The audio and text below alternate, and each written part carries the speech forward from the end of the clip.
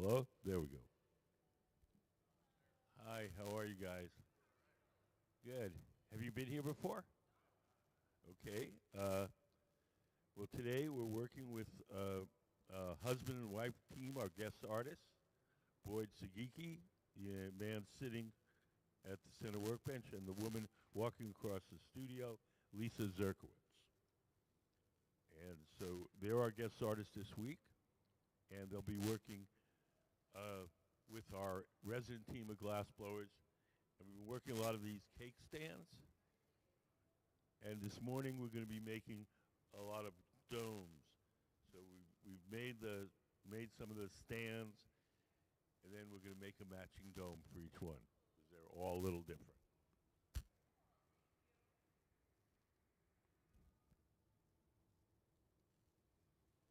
So right now they're working on the little knobs.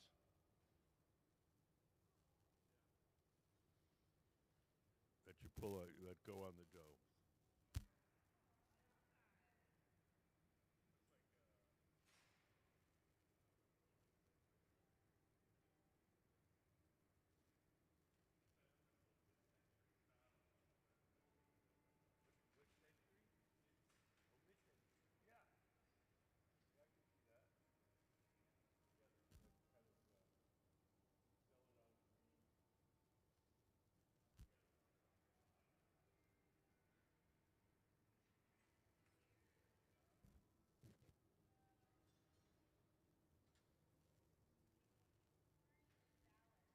So we'll make some of these knobs, and we'll place them in that silver oven over there. That's called the garage. We call it the garage because that's where we park stuff until we're ready to use it. It operates at half the temperature of the furnaces. It's hot enough to keep the glass from breaking, but it's not hot enough to make the glass soft. So whatever goes in there stays warm, holds its shape. We're ready to use it. We pull it out, heat it up a little extra.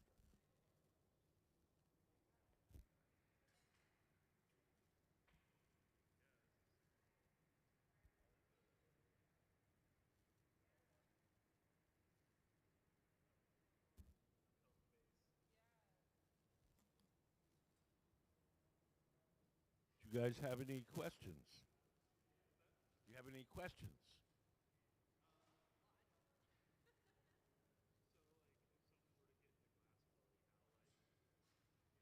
Pretty much the same way we do anything, work and or school. I said pretty much the way you do anything else, work and or school. Some people learn at work, get a job in a glass shop, work their way up. There's about 50 art schools across the nation that have glass blowing in their art departments. Here in Tacoma, there's a middle school and high school program in glass blowing in the public schools. Way. So you can go to regular public school and take glass blowing.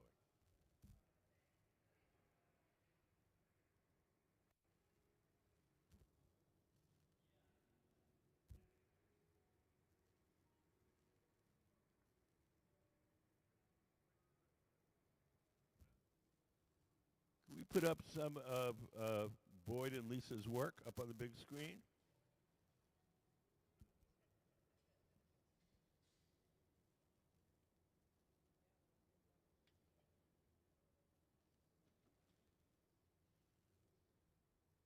Oh, nobody's up there.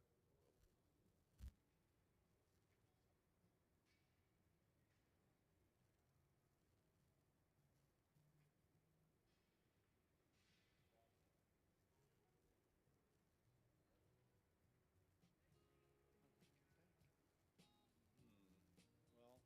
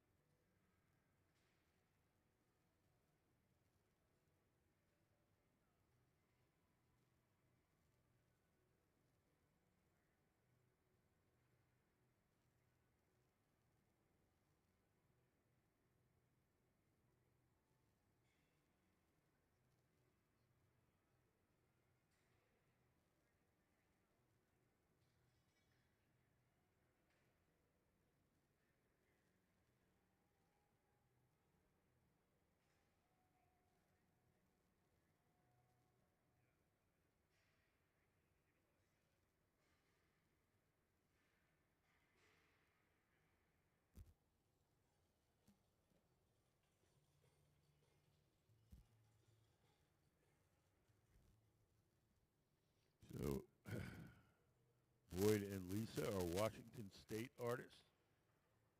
They both graduates of the Rhode Island School of Design. And they've taught glassmaking all over the world. They just came back from teaching glassmaking in Japan for about 4 years. But they've taught in Turkey and just about everywhere you could imagine.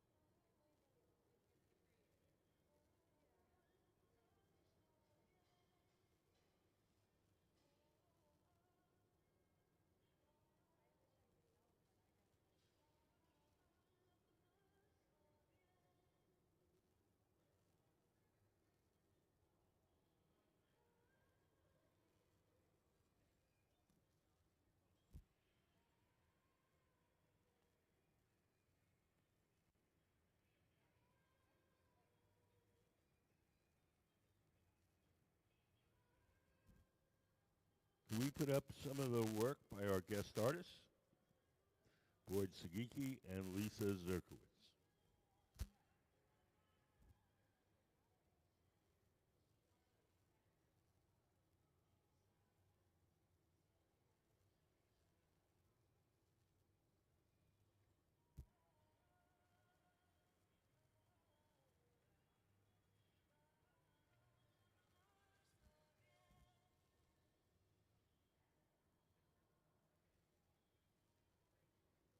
So Lisa and Boyd are husband and wife, and they are here working as our guest artists for this week. So we work one day through Sunday.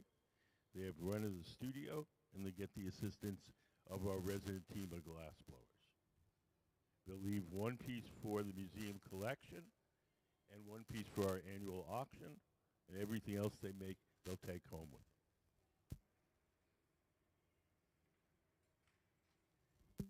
So just to get you guys started, I'm going to give you just a quick introduction to how glass blowing works. Everything that we do starts out in our glass furnaces. The glass furnaces are the machines where you see the doors closed. If you look up on the big screen, you'll see a diagram. That's what they look like inside. So in each of the furnaces, there's a big ceramic tank. In that ceramic tank is 1,000 pounds of melted glass. We keep the melted glass at 2,100 degrees Fahrenheit, which is 1150 Celsius. At that temperature, the glass has the consistency of honey. So if you can imagine a giant crock pot full of honey, that's what our furnace is like. When we want to get the glass out to make stuff, we take one of those steel pipes and we dip it into the melted glass like you dip it into a big jar of honey. You dip it in, twirl it around, a little bit of glass sticks to the end of the pipe. The pipe itself is hollow, so when you blow, the ball of glass blows up like a balloon. If you want to make something larger, we dip it in, blow a bubble, let the bubble harden, and then we dip it in a second time or a third time, building up the glass in layers. Once we get the glass out of the furnace, it only stays soft for a little while. So we do whatever shaping or blowing we can while it's hot and soft. And when it starts to get stiff, we go to the second type of furnace, and that's called the glory hole. The glory holes are the round furnaces with the doors open. Those have no glass in them. They're just a hot chamber for heating and softening the glass while we're working.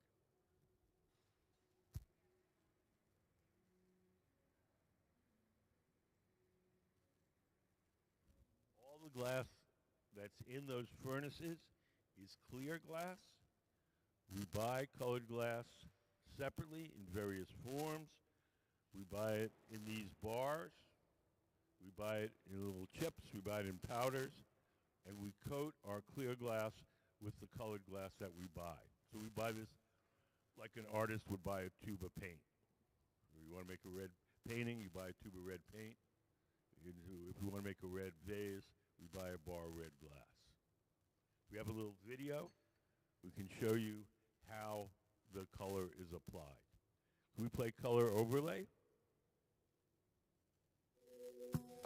The color in glass comes from adding various materials to the mixture of raw ingredients called batch. Most of the colorants are compounds containing some kind of metal. For example, adding cobalt to clear glass creates a deep blue.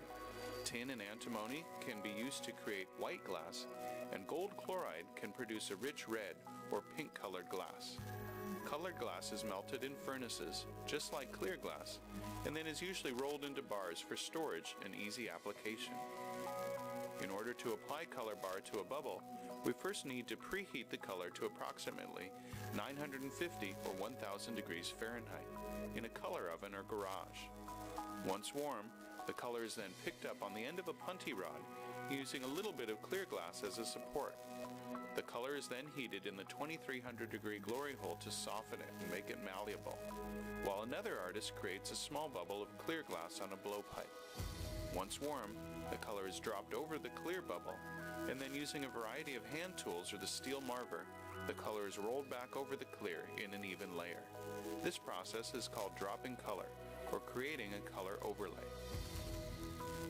Depending on the project, that bubble is then usually gathered over with clear glass and blown into the final form.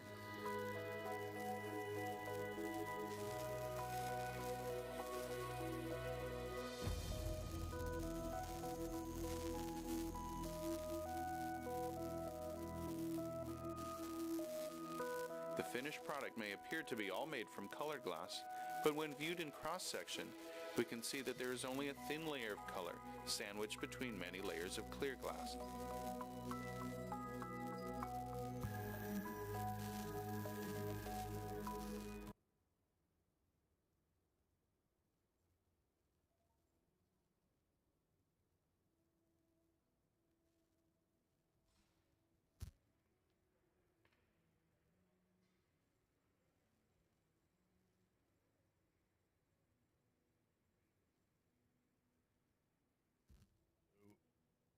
This week we've been working on these cake plates, cake stands, and what we're going to be doing this morning is we've made a bunch of stands, and we're going to make domes to match. And what they're working on in the center bench, they're making these little knobs that'll go on the domes. That's why it looks so tiny. You guys have any questions?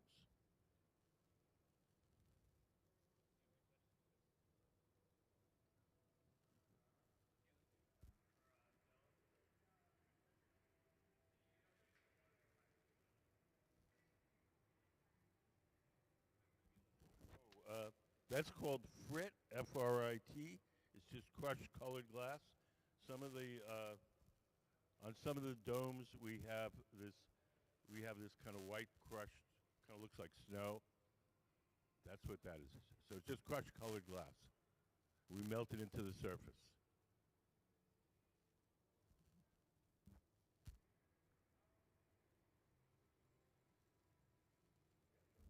That's what it looks like when you melt it in.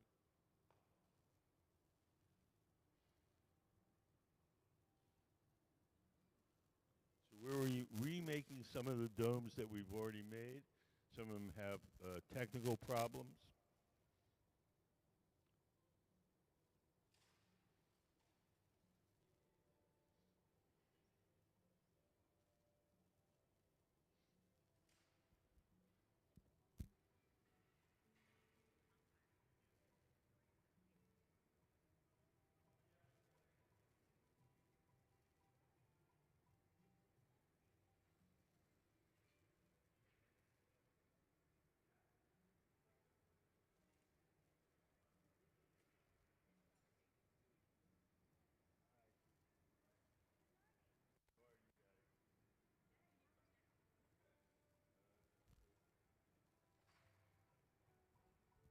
Boyd and Lisa, the women who were here, they're our guest artists. We're working on these cake plates, cake stands. So right now we're making some domes to go over it. And he's right specifically what he's doing right now, making these knobs that'll go on top. We've done some projects with people who have sort of 3D printed ceramics, blown glass into them. I'm just wondering if the materials to make clays are also transparent. Yeah, the porcelain. Yeah. Yeah, we haven't done any work with porcelain. The only thing I can recall that we've done with clay is these guys came from the university and they 3D printed these forms and we blew glass into them.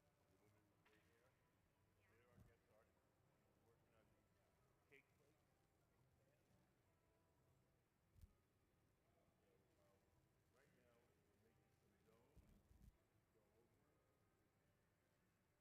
cracked and split substantially with some of the materials.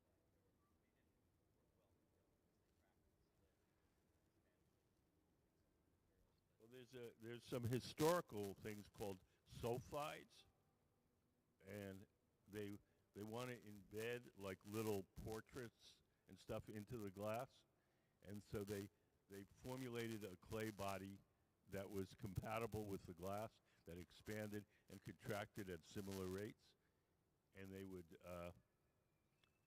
could embed those into a glass object. glaze they could do a portrait or something. Well, they're mostly, I think most of them are like slip cast. So they carve a portrait of yeah, of like I don't know, George Washington, and then they'd slip cast clay into it, and that clay was specially formulated to be compatible with the glass. They made a lot of those things in the 18th and 19th century. People don't make them so much anymore.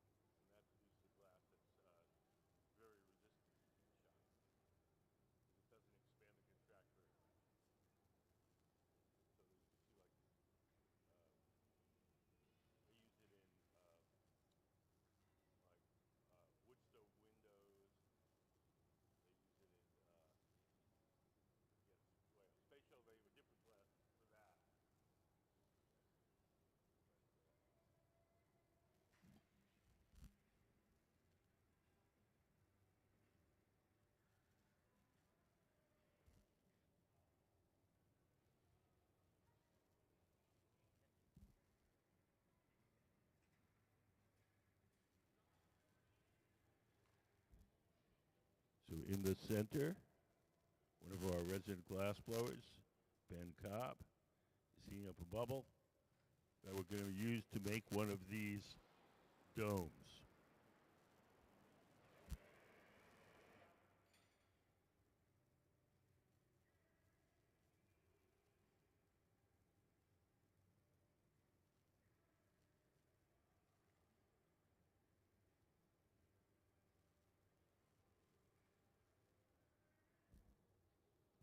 So we've coated the tip of that bubble with crushed colored glass, little flakes of glass that are going to sort of give it a kind of imitation snow look.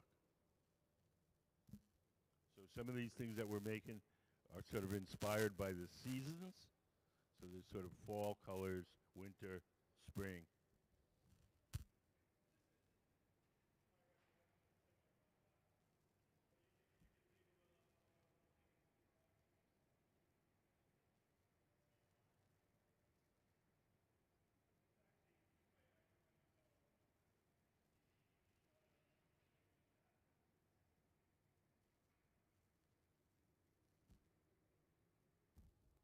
So now in the center, Mr. Sugiki, Boyd Sugiki, one of our guest artists, is shaping the glass using a tool called the block. The tool is made out of wood. It's stored in a bucket of water. As long as the wood is wet, the tool doesn't burn. It doesn't leave any marks as we shape the glass.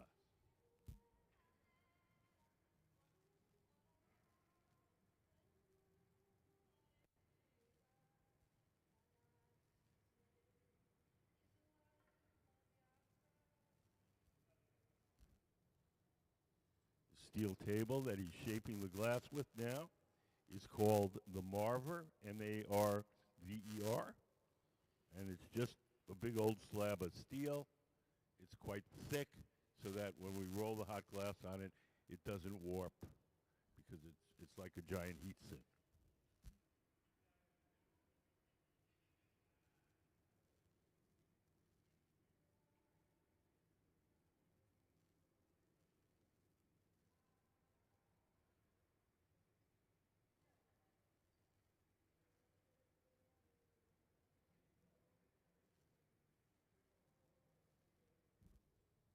So now Boyd is shaping the glass using a pad of wet newspaper.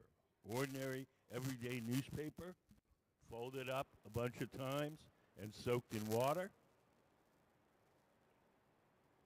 And we can use that to shape the glass. That's one of our most important tools.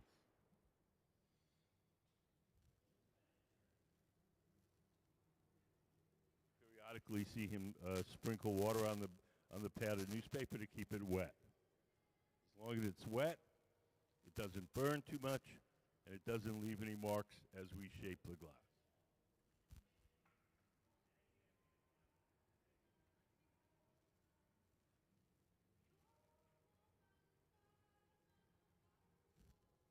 So the woman seated to the left of the workbench, she's the person that's blowing. She's blowing through that steel tube, the blowpipe, and inflating the glass as Boyd, sitting at the workbench, shapes it. So one person is blowing as the other person shapes it.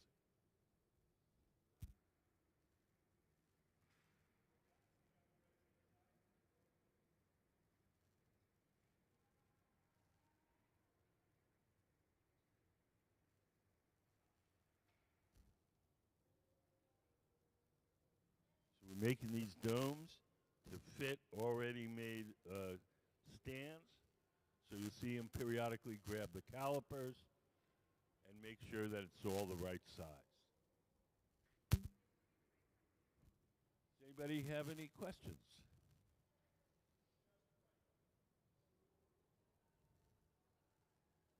The glass itself is made out of three main ingredients: sand, soda ash, and lime.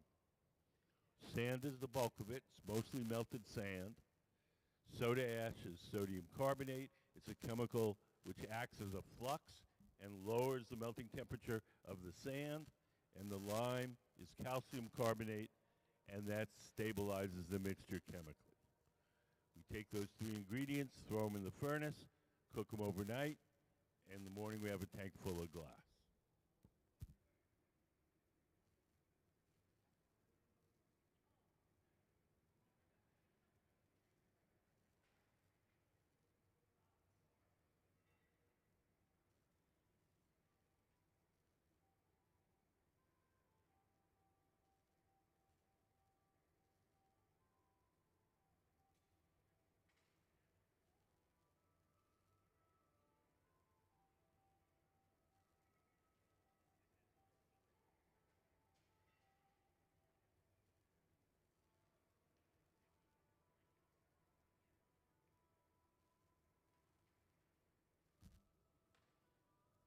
Sarah, standing at the center, is heating up the glass in the glory hole. The glory hole is that oven with the round opening. It runs on natural gas and forced air, and we keep it at approximately 2,300 degrees Fahrenheit.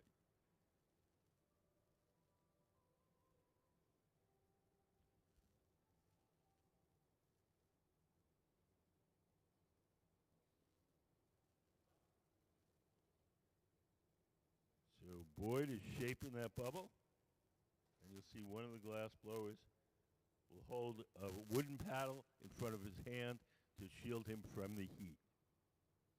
The heat that comes off the glass is radiant heat, like an outdoor heater. It heats the first thing it strikes. So if you put the paddle between the glass and the arm, the paddle gets hot and the arm doesn't.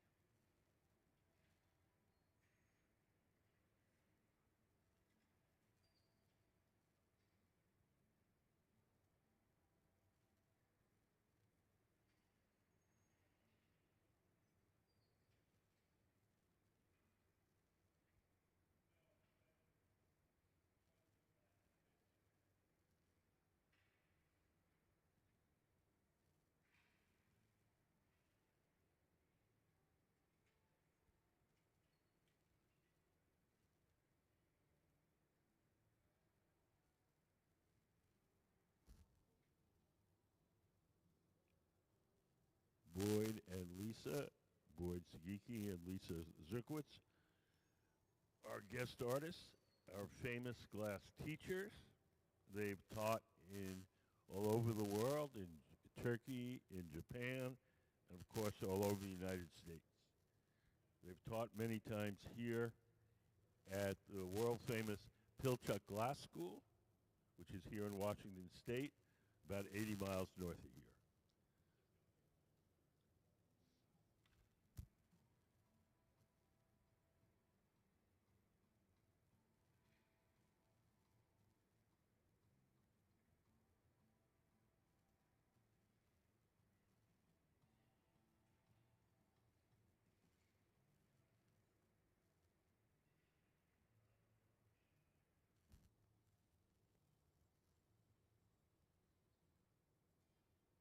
This piece that Boyd is working on now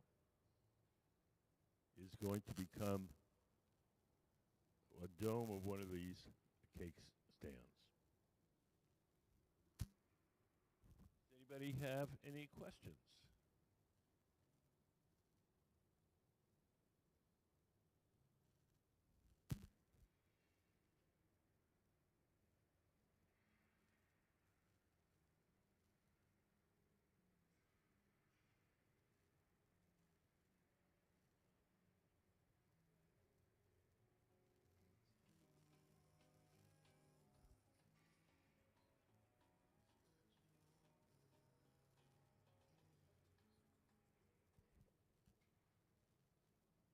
Hi.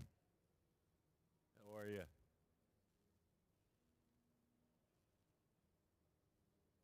Okay. Sorry.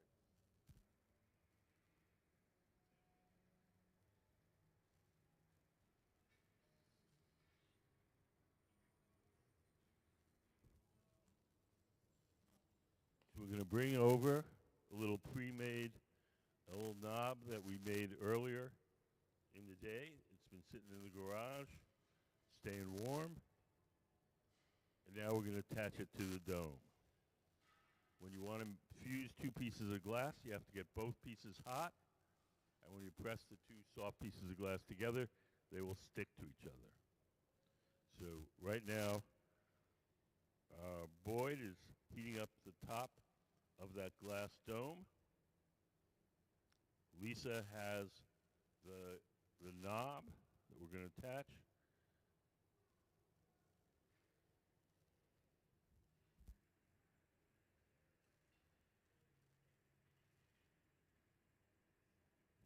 So we need the glass to be hot both in the place where you attach it and the object you're attaching itself.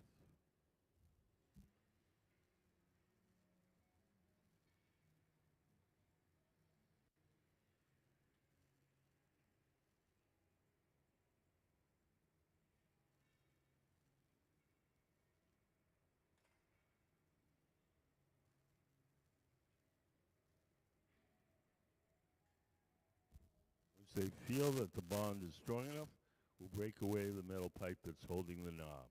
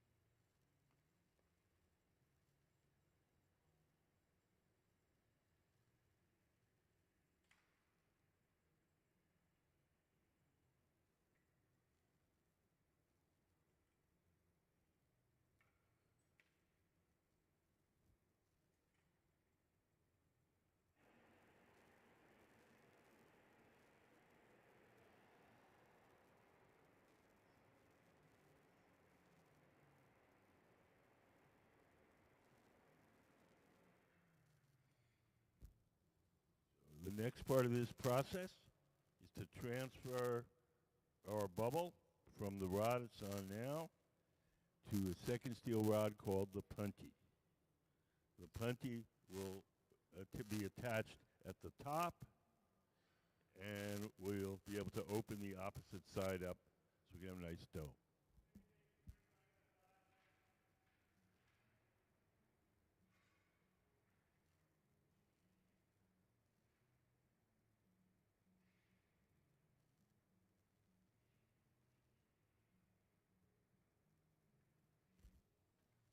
There's a small hole left by where we broke it off the original pipe.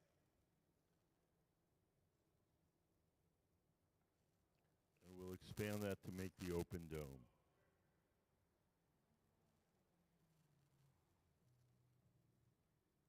So we're attaching the punty, P-U-N-T-Y.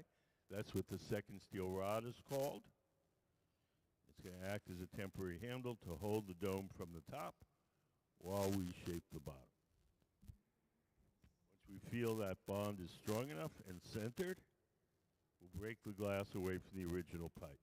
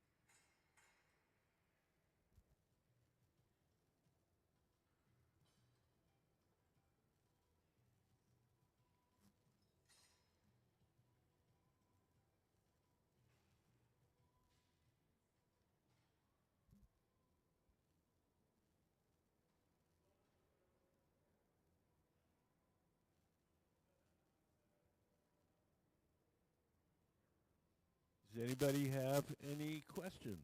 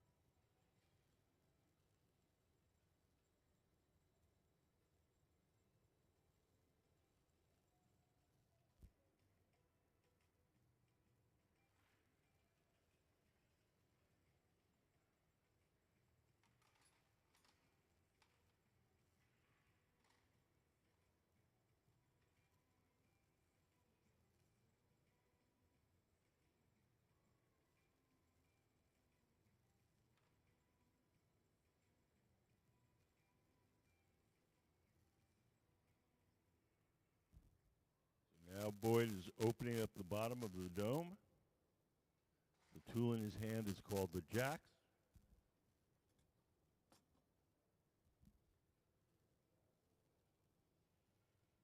We heat it up in the glory hole, the round oven, make it soft, and we sit down at the bench and shape it with our tools.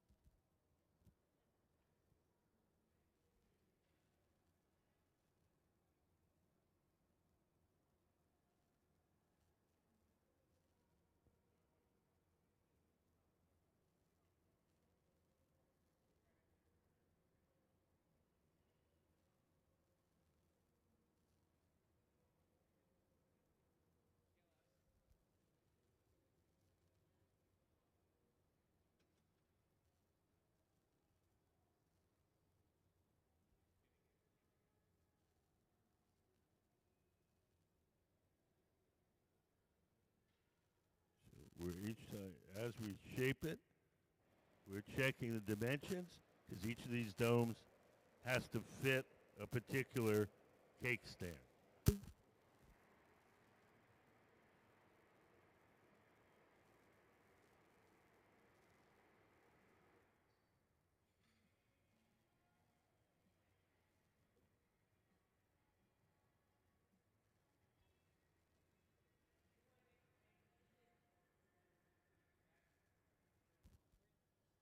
Okay, when we heat up part of the glass with the torch and then go back to the glory hole, both temperatures rise in tandem. They don't dissipate. So when we come out again, the part where we torch will still be hotter than the rest of the object.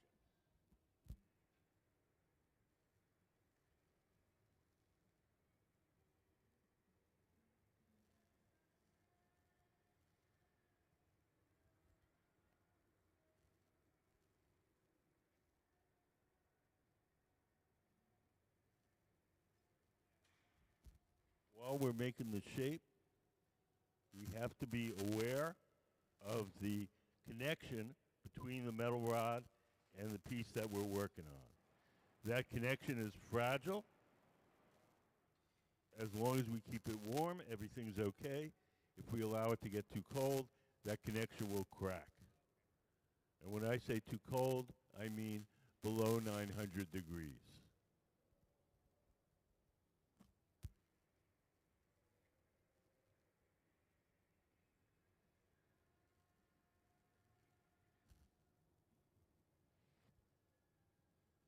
So as Boyd is shaping the dome, periodically you'll see one of the other glass blowers grab a torch and warm up that connection.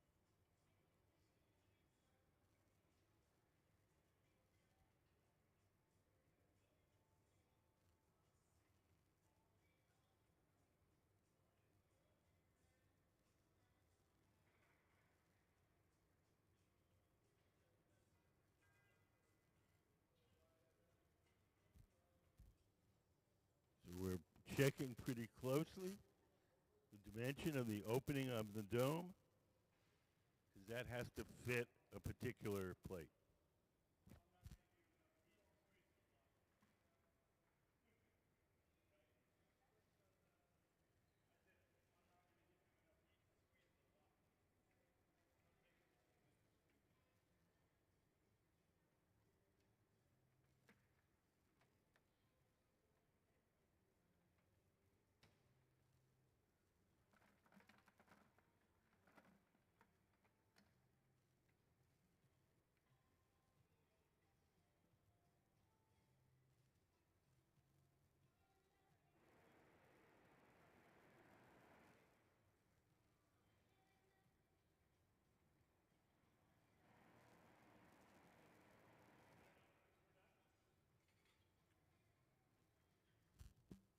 Everything that we make here has to be cooled slowly or it'll break. So we're going to take it off the metal rod and we're going to put it in, I think, the big black oven over on the right side. That's called the annealer. And the annealer will slowly cool the glass down overnight. If we didn't do that, if we just made it and put it on the table and walked away, it would cool too quickly and unevenly and it would break.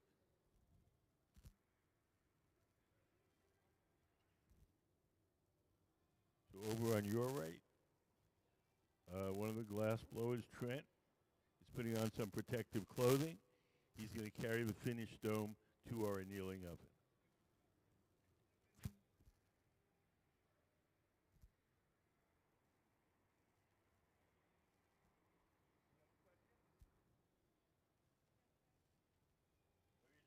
Stretching. I thought you were raising your hand.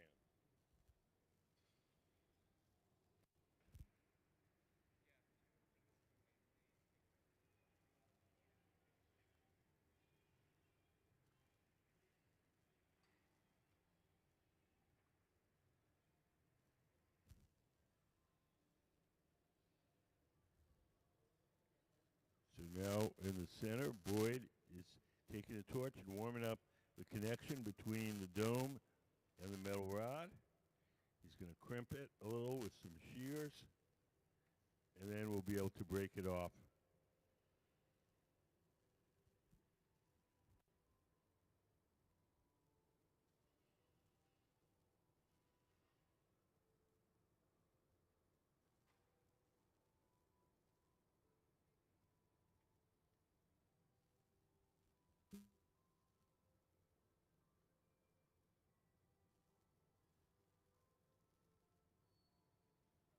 Give the pipe a tap, and off to our annealing oven, where it'll be cooled slowly overnight.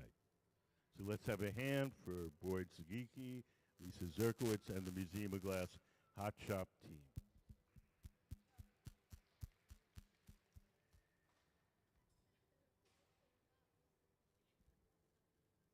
Anybody got any questions?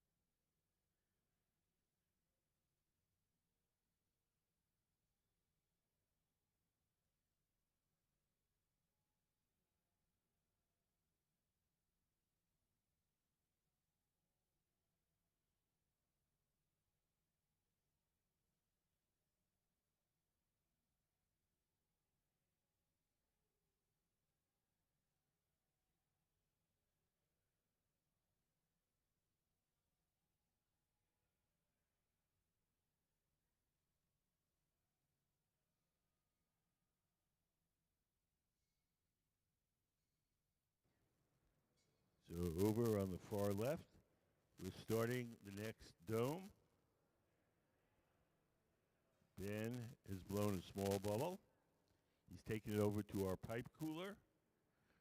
When these steel pipes get hot, we take them over to a trough, that T-shaped trough. We spray water on the metal pipe. That cools it down and makes it easier to hold.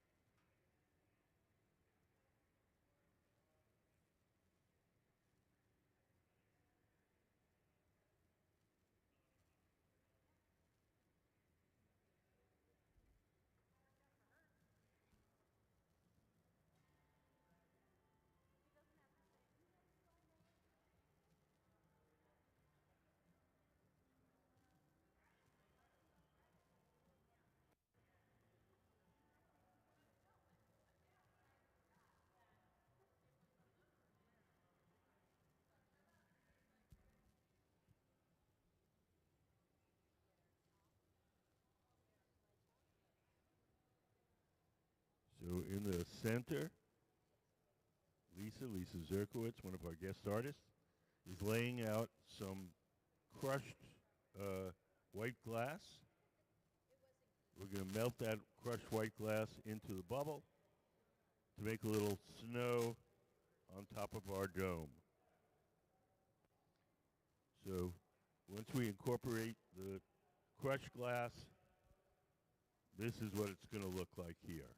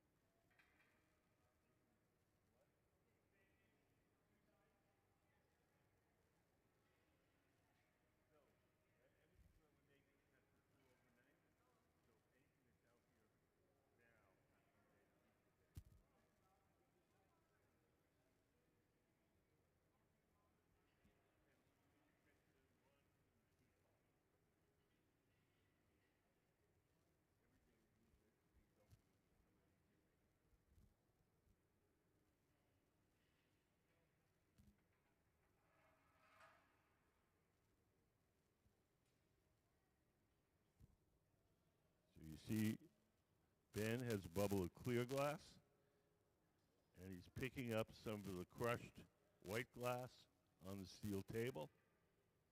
We're going to melt it in.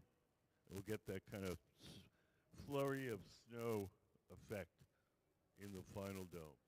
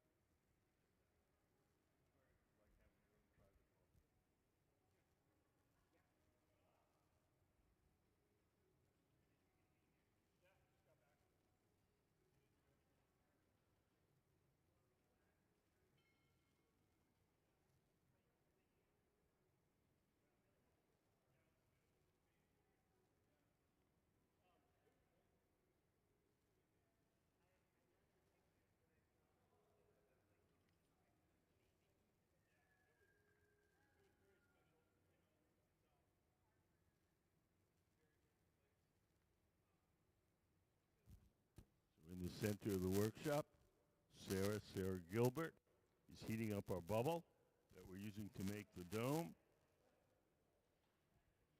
The longer she keeps it in that oven, the softer it gets. When she feels it's soft enough, we'll bring it back to the workbench and shape it.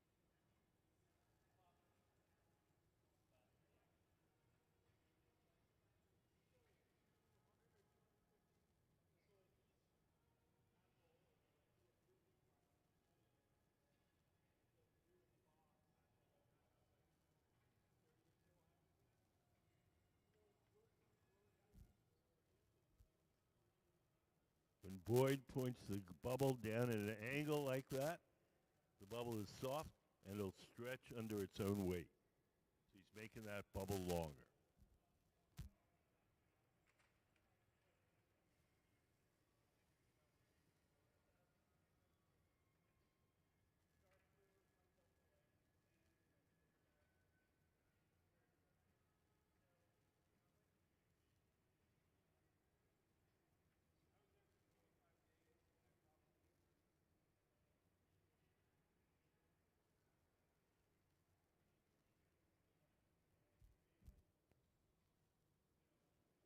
Could we put up some pictures of our guest artist's artwork? Our guest artists are Boyd Sugiki, the man sitting at the center bench, and Lisa Zerkowitz, seated, standing with the camo pants. They're husband and wife glass team.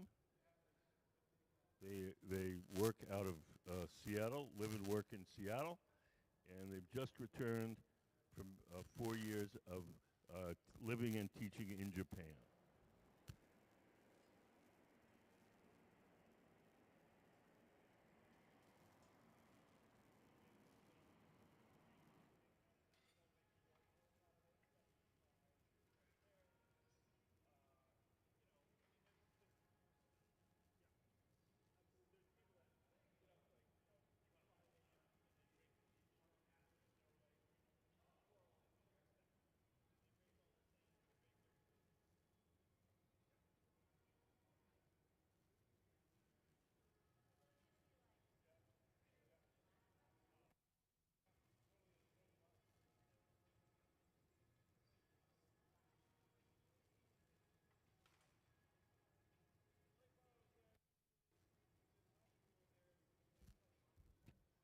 Now Boyd is shaping the glass.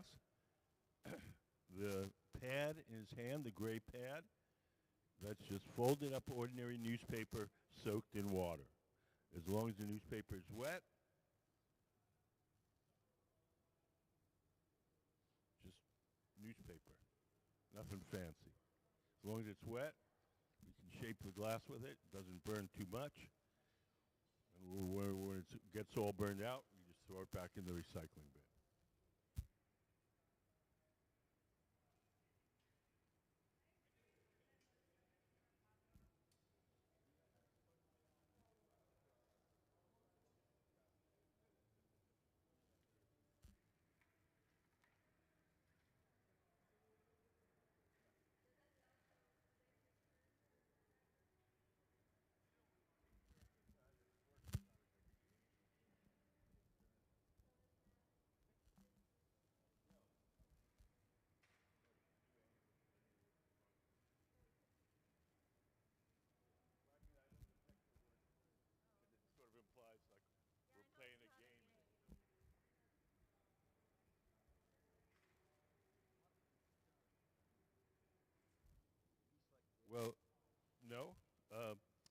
get our glass in a form called batch, B-A-T-C-H, and it's kind of like a cake mix.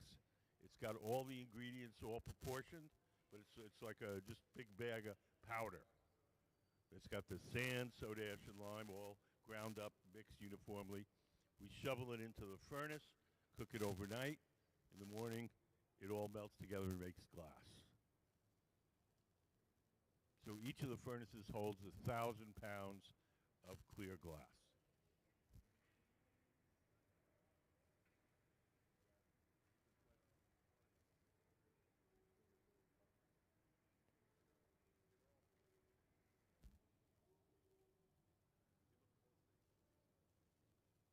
Can we put up the glass furnace diagram? Just give you a little something to reference. So that's what the furnace looks like inside. There's a big ceramic tank in the bottom half, and it's filled with 1,000 pounds of melted glass. We buy all the ingredients sort of pre-mixed, and we throw them in the furnace, cook them overnight. In the morning, we have glass.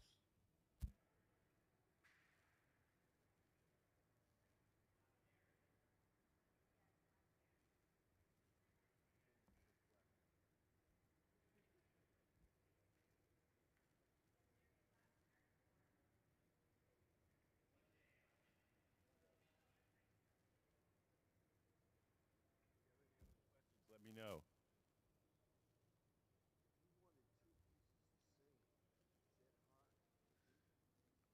If we want two pieces the same, is it hard to do? It depends on what you mean by the same. If we want to, if we say we want to make a set of drinking glasses, and you're sitting across the table from someone you can't see the difference, that's one kind of the same. If you want to measure them exactly, that's a different kind of same. So if it's really critical, we can make a mold and blow into the mold and get exactly the dimensions that we want. If it's not super critical, we can match most things on the fly.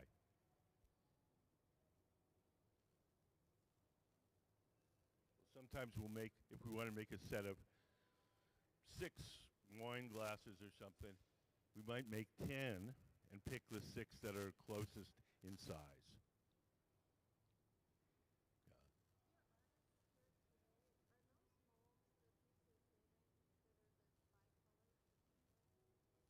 What, you mean?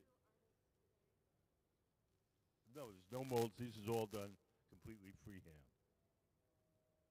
We're not using any molds today. Mm-hmm. Nope, that'll be all freehand. There's some really talented glassmakers in this area.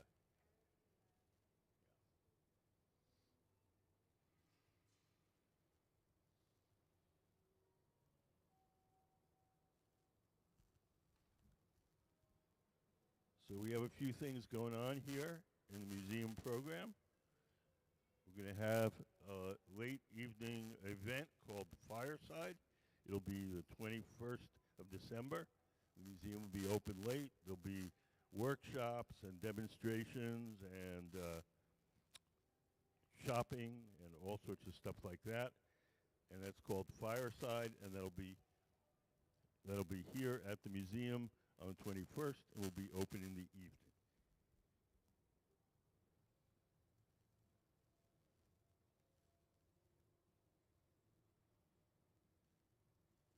So now we're attaching the knob that you use to pick up the dome. We made that first thing when we got in today. It's been sitting in this silver oven, staying warm. Now we're attaching it to the dome.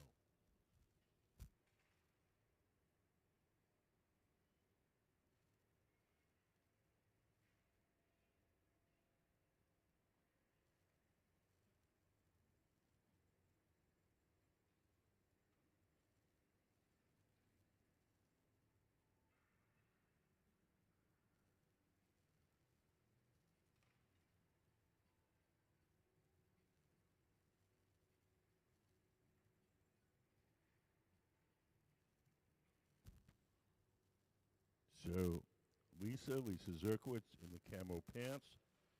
She's got the knob, sitting at the workbench. Boyd Sugiki, our guest artist, has the dome, and we're going to join the two together. Hot glass sticks to hot glass, so if we get the two parts hot and press them together, they'll stick to each other.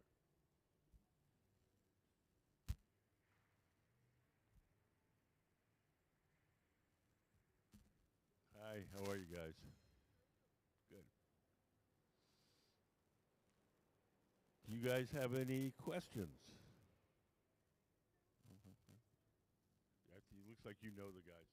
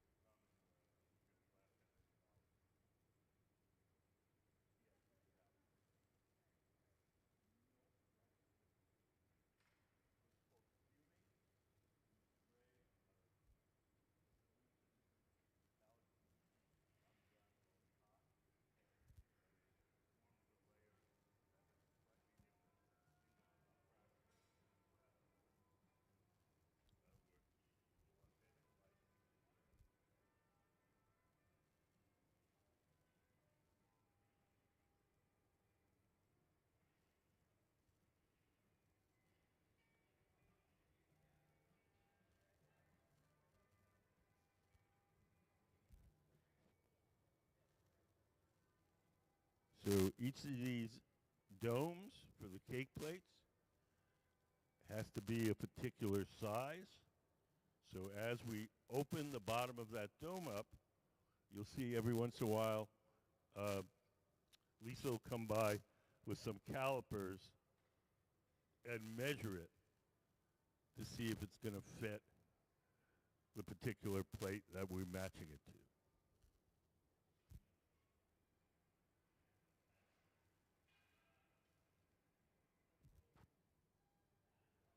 A lot of times when we're matching things, we get it close by eye, maybe a little bit bigger, a little bit smaller, and then we tweak it till it matches the measurement.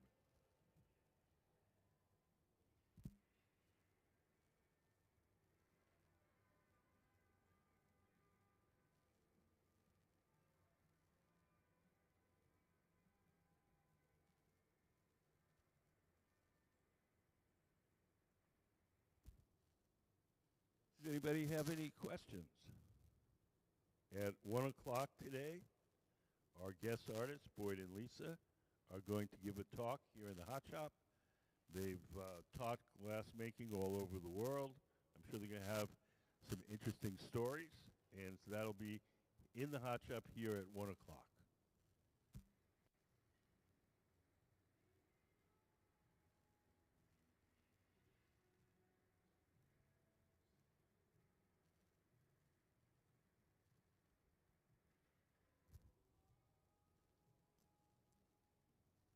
Yes.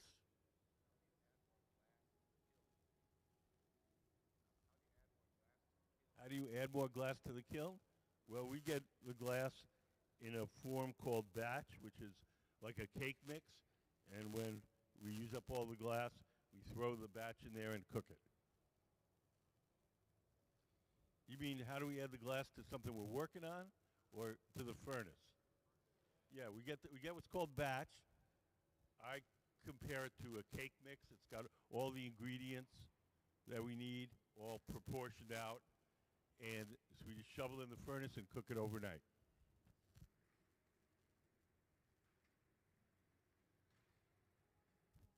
Can we put up the ingredients slide? So there's 3 main ingredients: sand, soda ash, and lime. Sand is the bulk of it. It's mostly melted sand. Soda ash is a chemical which acts as a flux and lowers the melting temperature of the sand. And the lime is calcium carbonate, and that stabilizes the mixture chemically.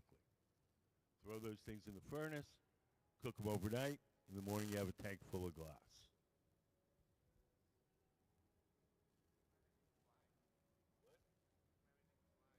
Oh, if you look up on that wall, you see a window. That's our little control room.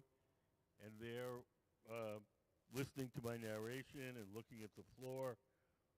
And we have cameras all over.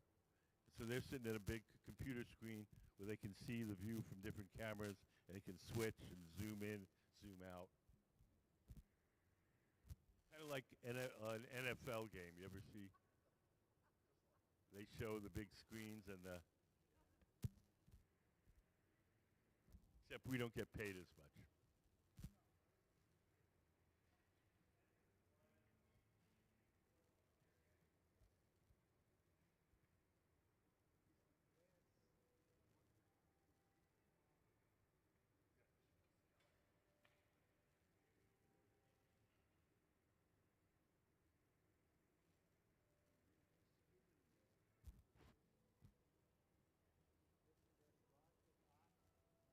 Not anywhere near as hot.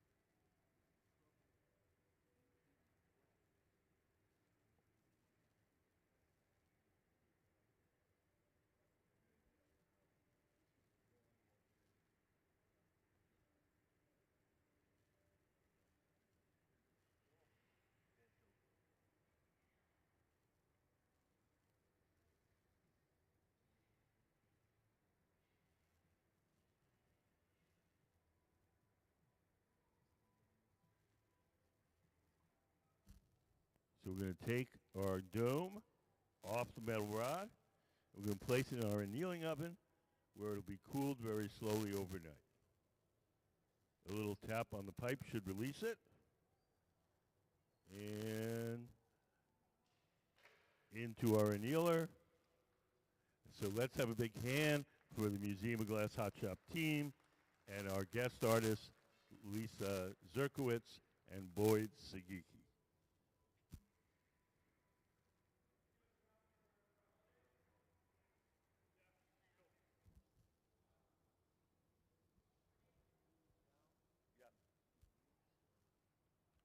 It's an electric oven. It's held at a constant temperature all day long. We place all the objects we make during the day in there, and then at night it has a little computerized thermostat that slowly turns the temperature down to room temperature. So it's usually an overnight.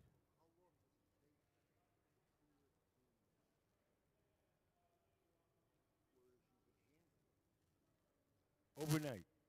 So if we'll start the process at 5 when we quit, and then middle of the morning next day it'll be cool.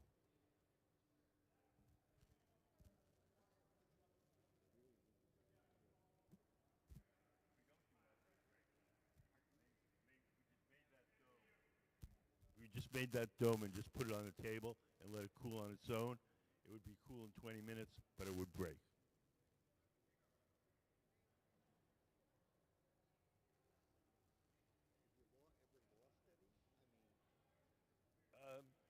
Not today. I mean, we do occasionally. No, we do occasionally, just like anything else. But yeah, you're looking at some really talented glass blowers. So Boyd's probably been blowing glass for about 30 years. He started in high school. He went to the Punahou High School in Hawaii, where President Obama went to. Yeah, he went to that same high school, and they had glass blowing there.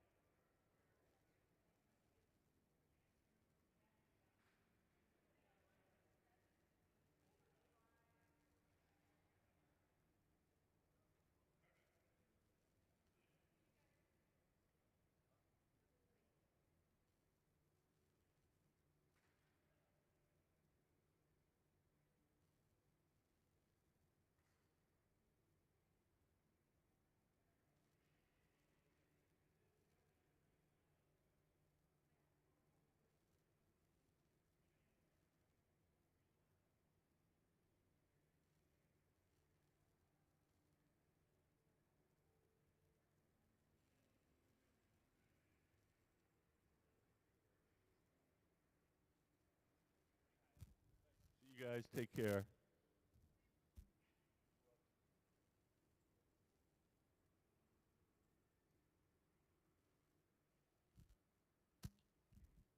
So we're starting the next dome. The first thing we do is we're making the little pulls, little kind of knobs that go on the top of the of the dome. We'll pre-make those. We'll place them in that silver oven called the garage, where they'll be kept warm, and then we'll just blow the dome, and we'll attach the little knob.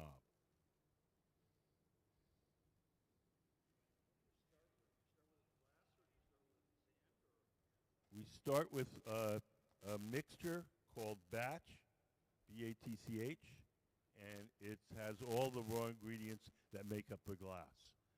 We throw it in the furnace, we cook it overnight, all the ingredients melt together and make glass. So can we put up the furnace diagram? So straight ahead, that's the glass furnace. Up on the screen, you'll see what it looks like inside, a little diagram.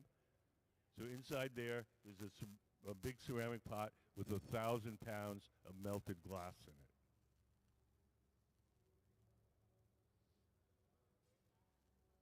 Straight ahead. There's one over here, and then there's another one over there.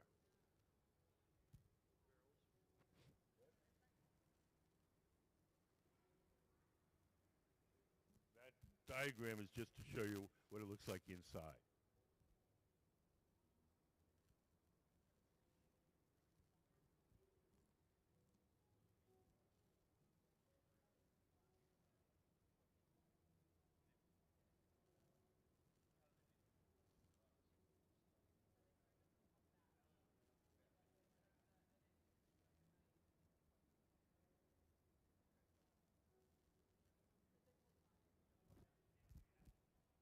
Yeah, we get our batch from a company in North Carolina that specializes in making a batch that's specifically formulated for this type of hand glass blowing. What? North Carolina? Spruce Pine, North Carolina? At the full, yeah, let me speak. On the west side, at the foot of the Smoky Mountains. It's called Spruce Pine.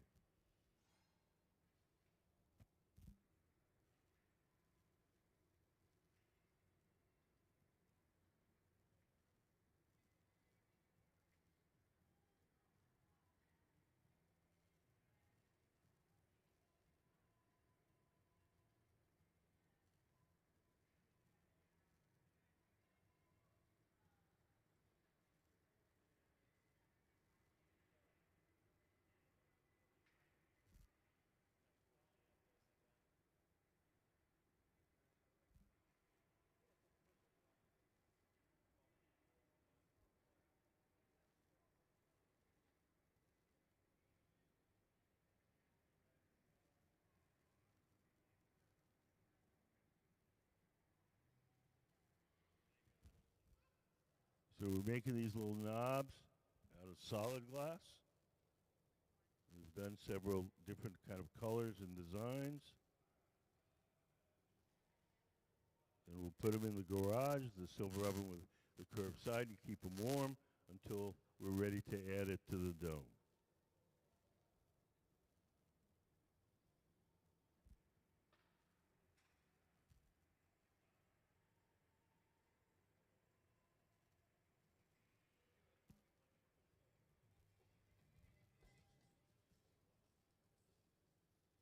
Hi. How are you guys? Good? Would you guys like to win a piece of glass? Yes? Okay, here's the deal. You tell me what subject you like in school. Do you go to school? You go to school? If you tell me a subject you like in school, and I'll ask you a question. If you get the question right, you get a piece of glass. Does that sound fair? Okay. Who wants to go first? You? Okay. What do you like in school?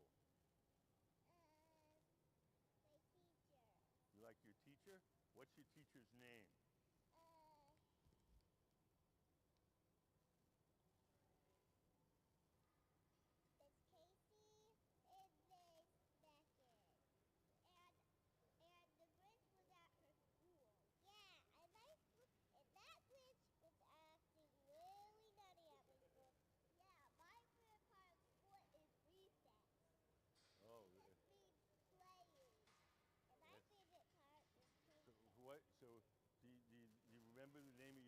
teacher?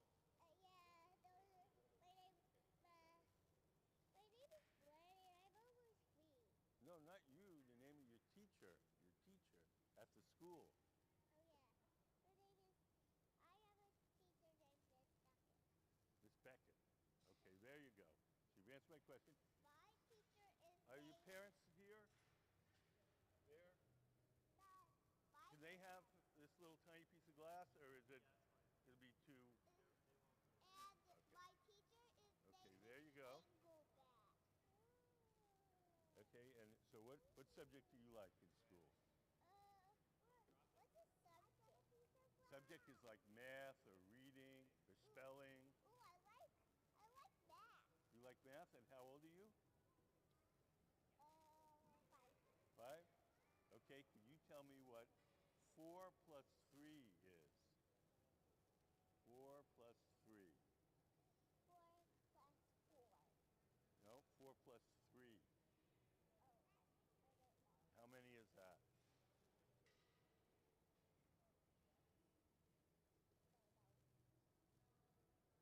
What's 4 plus 1? If you add 1 to 4.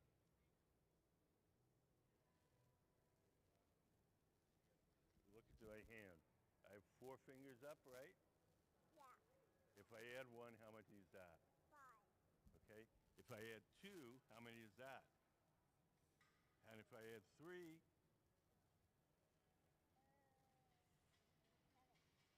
7. what? 7. 7. There you go. Okay. Good. You guys want to try it? What subject do you like in school? Math? Everybody likes math today. Okay, and what grade are you in? What? First grade? Can you tell me what 10 minus 7 is? You need a piece of paper to work it out? Can you do it in your head? 10 minus 7. There you go. What subject do you like? Science? What kind of science? Planets, animals, volcanoes, dinosaurs? What? Well, pick one. The human body. Okay. The blood in the human body races around all your veins and arteries. Do you know what the name of the system that pipes your blood around is called?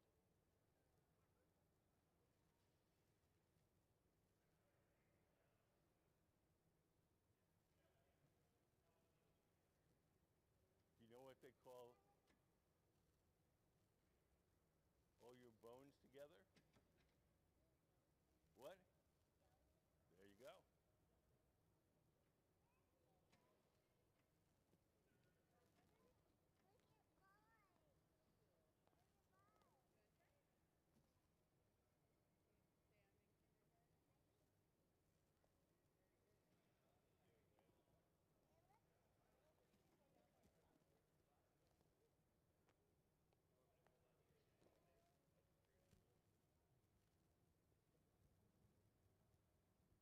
So over here on the left, Ben is starting the bubble for the next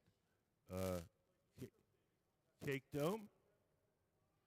So we're making these cake stands, cake displays. They consist of 2 parts. There's the stand part and the dome. We've made all the stand parts, and now we're making domes to match the stands.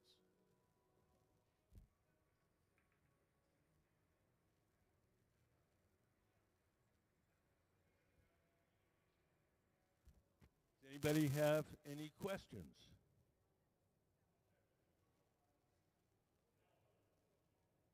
So over on the left, the man in the gray shirt and shorts, that's Ben Cobb, head of our glass shop. And he's blown a bubble of clear glass. The bubble looks orange at the moment. The orange color that you're seeing is the glow from the heat. Once that glass cools off, it'll be clear as your eyeglass.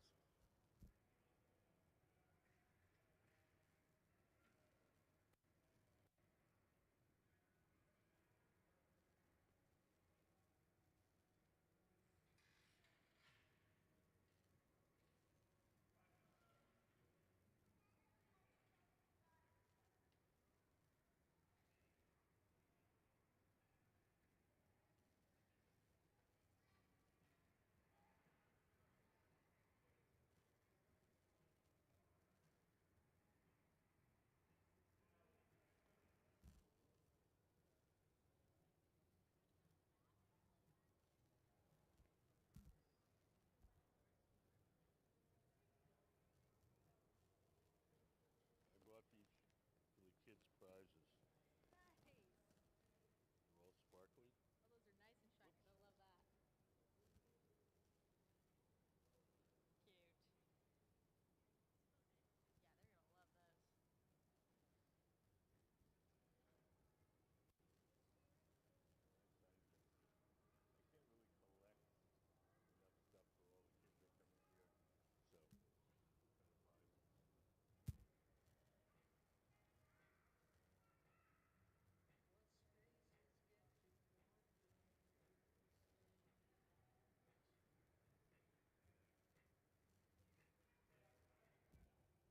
Yeah, they're gonna love those. I can't really collect enough stuff for all the kids that come in here, so we're trying to buy them.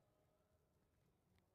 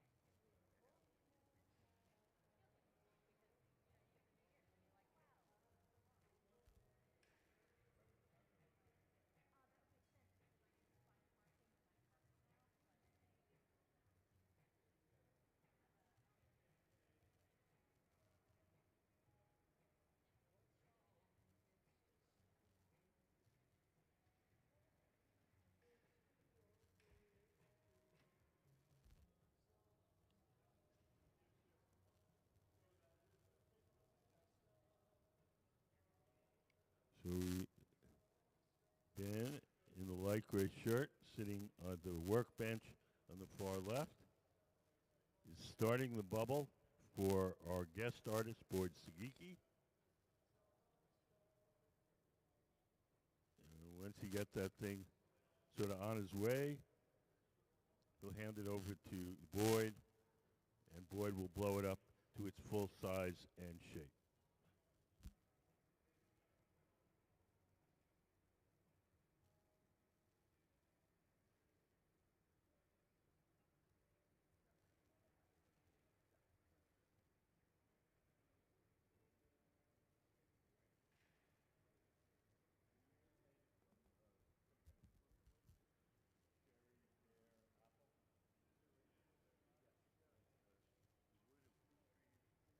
Is wood a fruit tree fairly dense?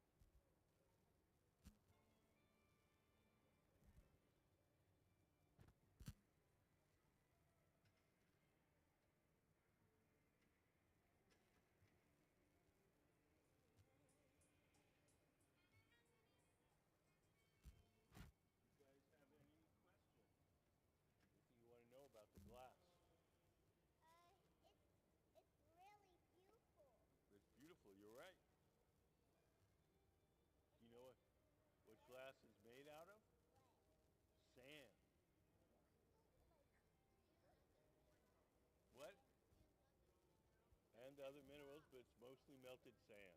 You know what really inspired? Rocks too. What? Rocks. Fox? Rocks. Rocks.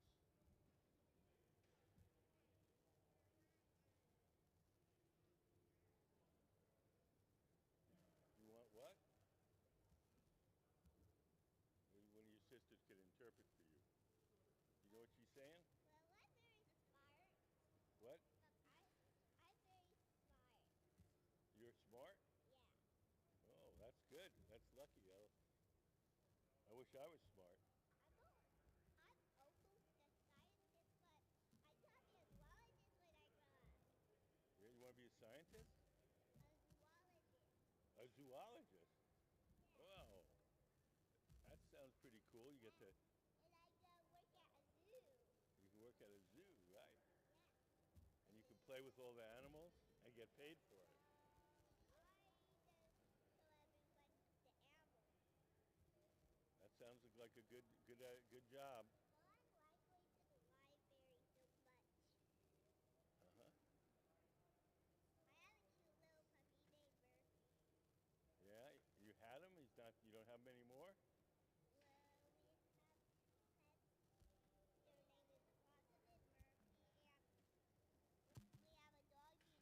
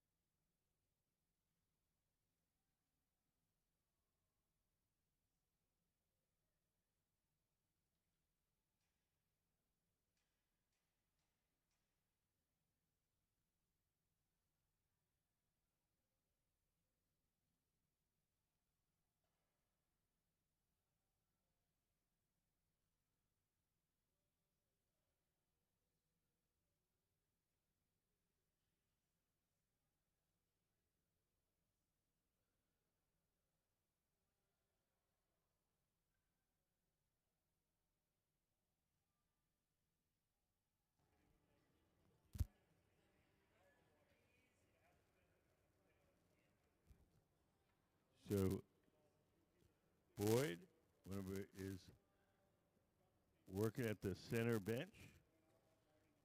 Trent, the man crouched down to the left of the bench, he's the guy that's blowing. He's blowing through that steel tube, the blowpipe, and inflating the glass as Boyd shapes the glass with that pad of newspaper. The gray pad in Boyd's hand is just folded up ordinary newspaper soaked in water. As long as newspaper is wet, the paper doesn't burn too much, and it doesn't leave any marks as we shape the glass.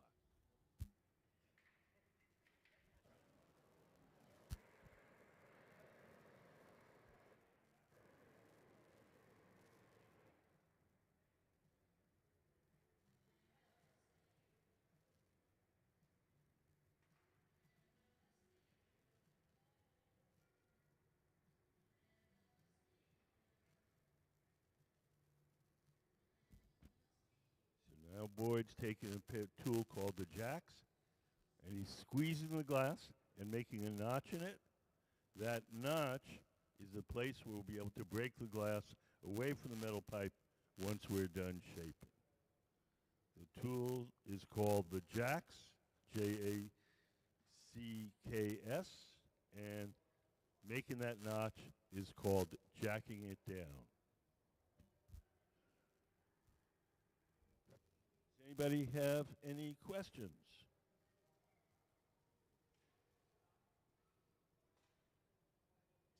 Today at 1 o'clock, our guest artists, Boyd Sugiki and Lisa Zerkowitz, will give a talk here in the hot shop. They'll tell you about all the interesting things they've made and done, and you'll get to ask them questions. So that'll be here in the hot shop at 1 o'clock.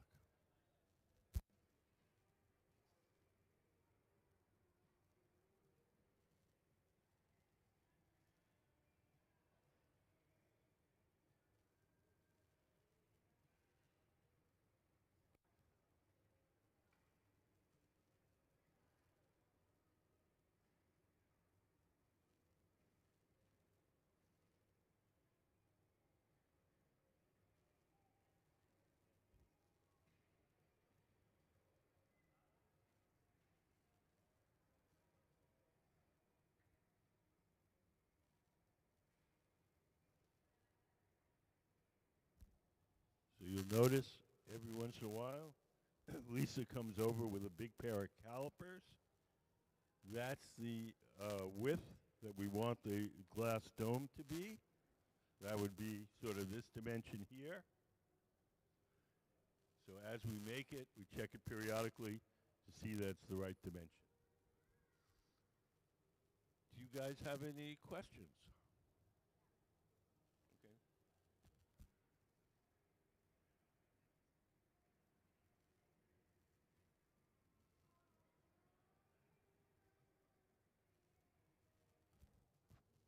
So now Trent, this guy here is blowing, inflating the glass like blowing up a balloon. And as the bubble gets bigger, Boyd Sugiki, our resident artist, is shaping it.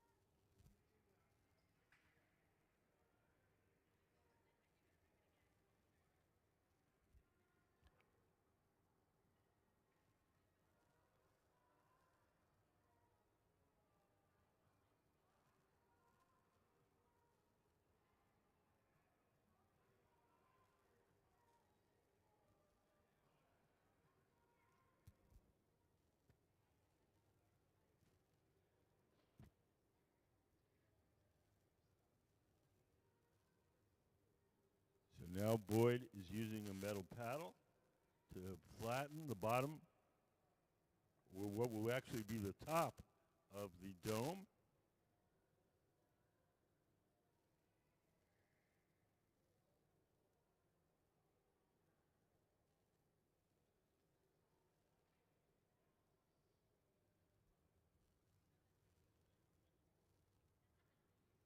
So the bottom of the dome is still attached to metal pipe. The part that sticks out is the top of the dome.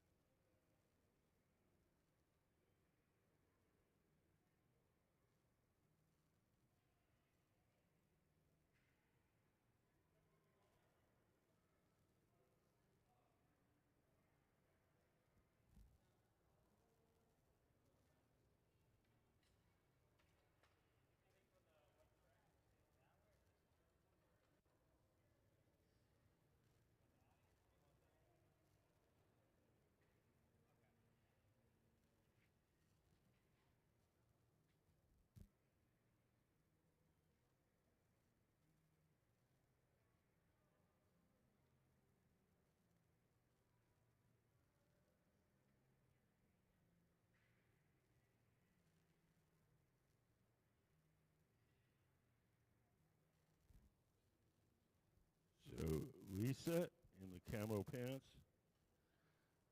she's got a little knob which goes on the top of this cake dome. We're heating up the top of the cake dome where we want to attach it. We're also heating up the knob itself. And when we get those two things hot, They'll be soft and sticky. I'll just stick them on.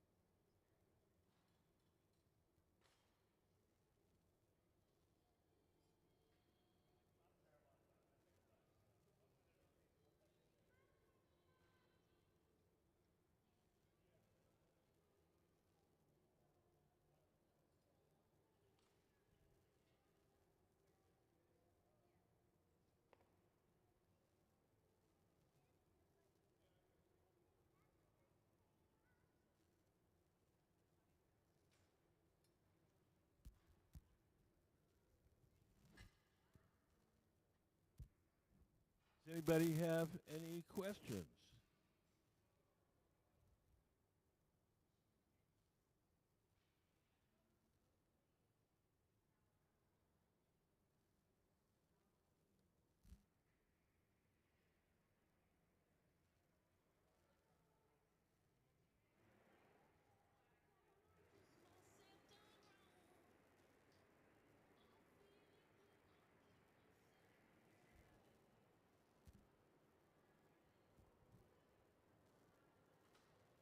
Do you guys have any questions, grown-ups?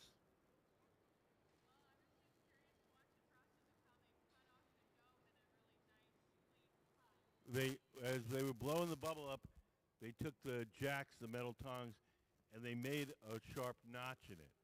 When we're ready to take it off, we'll drop a little water in that notch. The cold water will hit the hot glass and crack it. And then when we tap on the pipe, the crack will follow the notch. And it won't come off perfectly clean, but we'll heat that end up and we'll straighten it out and it'll look perfect.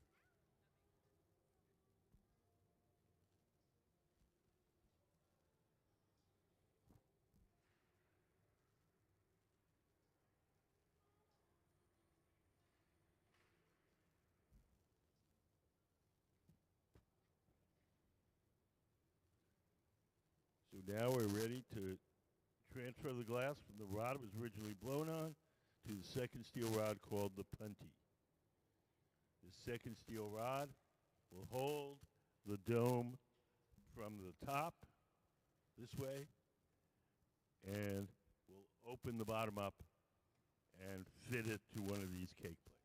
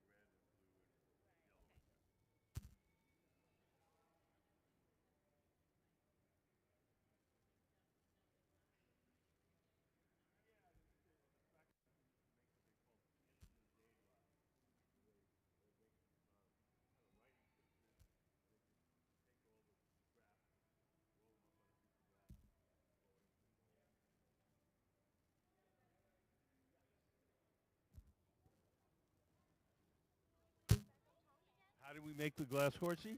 I'll show you. Can we play the pony video? We have a little video show you how we make the horses.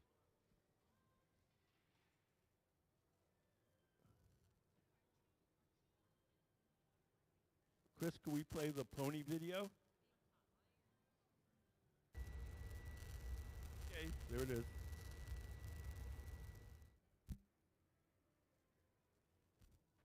got a ball of glass there. He's going to take those tweezers and keep pinching it until it looks like a horse.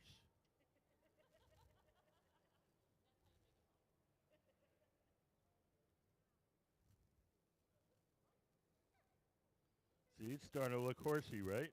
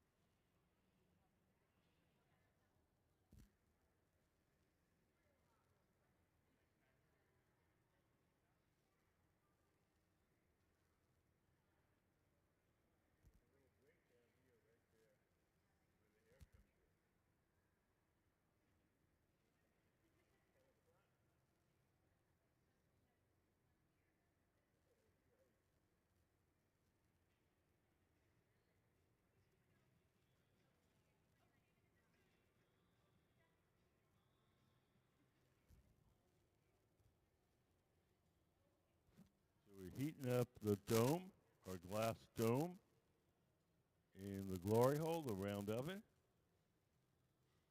It makes it soft.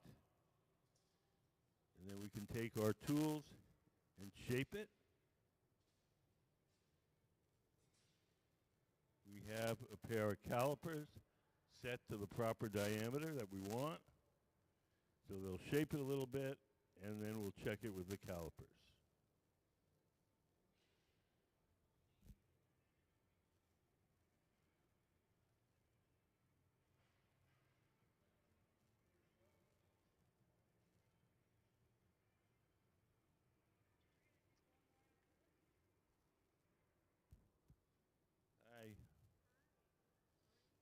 good. And yourselves? Do you guys have any questions?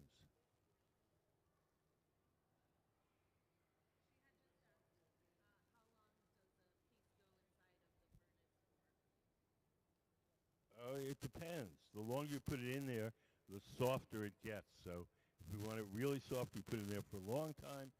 If we want it just a little soft, we put it in there for a short time.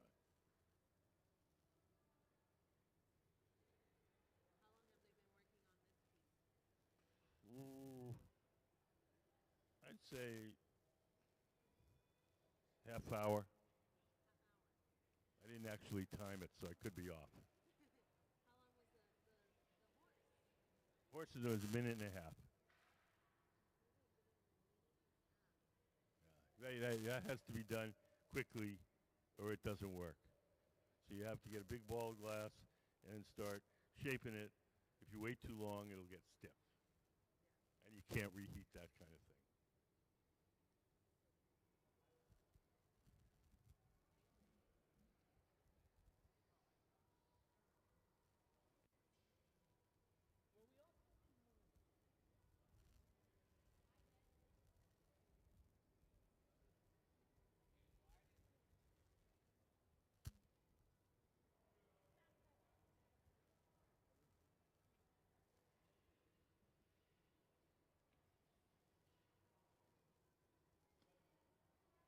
If you're here today with kids, we have a special contest for kids 12 and younger.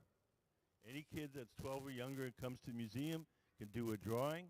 Once a month, we pick one of the drawings and make whatever the kid drew out of glass. We make 2 copies, one for the kid to take home and one for the museum collection. We have an exhibit of this contest. It's called Kids Design Glass in our main lobby, the Grand Hall. And also in the Grand Hall, we have a table with drawing materials and entry forms. And if you want to submit a drawing, you're welcome to go there, do the drawing, put it in the box. And if we pick your drawing, we'll call you up and we'll make the drawing right in front of we'll make the object right in front of you.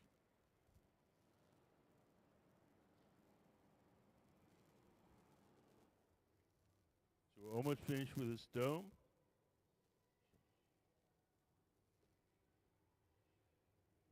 Everything that we make here has to be cooled slowly or it'll break. The slow cooling process is called annealing. We'll take this off the metal rod.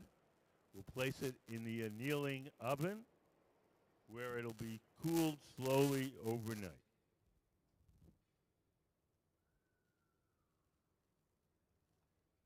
If we just put this on the table now and let it cool on its own, it would cool too quickly and unevenly and it would break.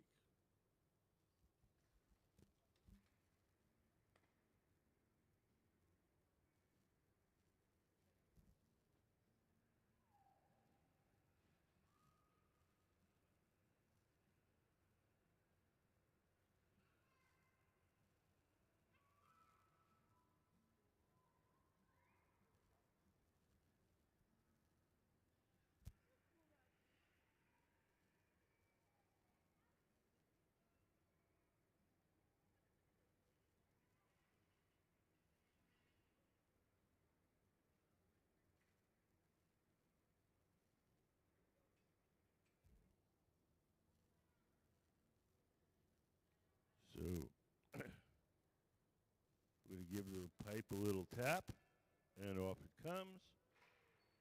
And we'll take it to our annealing oven, where it'll be cooled slowly overnight. So let's have a hand for Boyd and Lisa and the Museum of Glass Hot Shop team. Ben Cobb, Trenton Kiocho, Sarah Gilbert, and Carly Uphoff.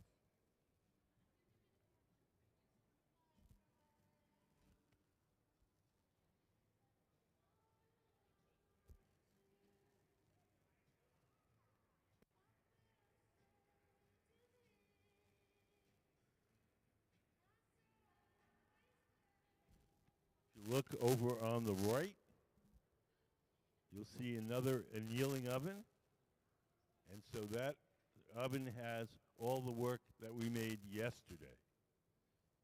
So it's so those are the things. Everything has to cool off overnight. So that's the stuff we made yesterday. The stuff we make today is going into that oven over there, and probably around lunchtime tomorrow, that'll be cool.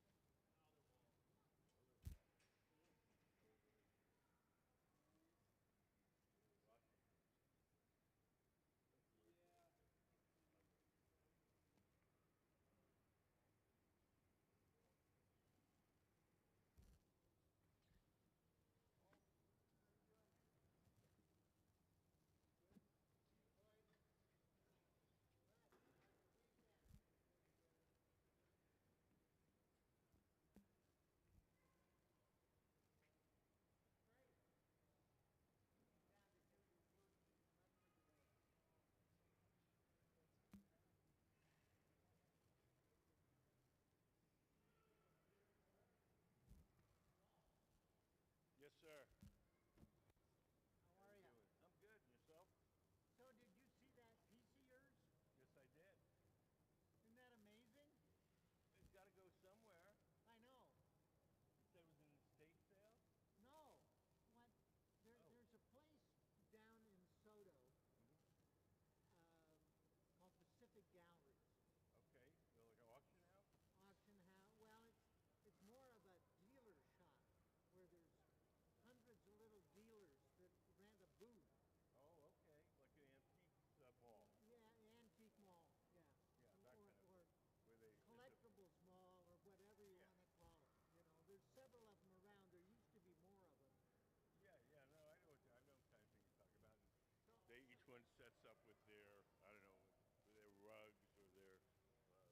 yeah, this is right by Lander Street, Okay, I know where that is. where the overpass is over the railroad tracks. Mm-hmm. So I go in there about once a month. Uh-huh. So I'm going down this one alleyway where there's a dealer that has some glass. Mm-hmm. I don't know where these guys get this stuff, you know. Estate sale. Well, estate sales or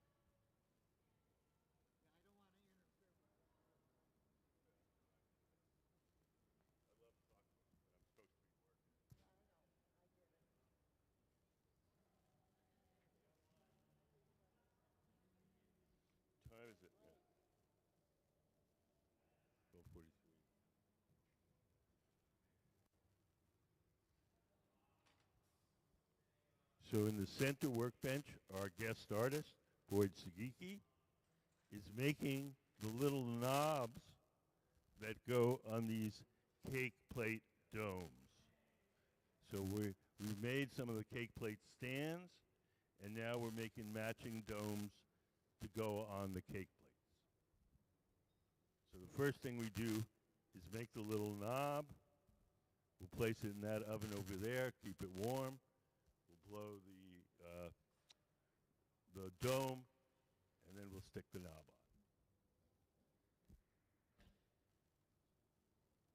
Lisa, so what's your, you just make two knobs, you got like 17 minutes? Yeah, I'm just gonna make one white knob, and then we'll stop, and we're just prepping. So those two knobs will be this afternoon, and then we're gonna prep a little bit of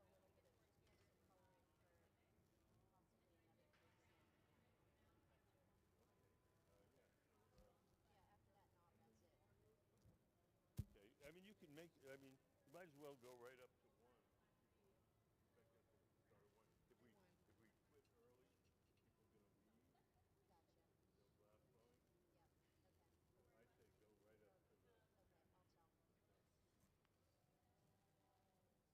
Okay, I'll tell. Hi, how are you guys? Do you guys know about our contest for kids? Any kid that comes to the museum, 12 or younger, can do a drawing. Once a month, we'll pick one of the drawings and we'll make whatever the kid drew out of glass. We'll make 2 copies, one for the kid to take home and one for the museum collection. We have a little video. I'm going to show you what we've done with some of the kids. Could we play Kids Design Glass? Show you.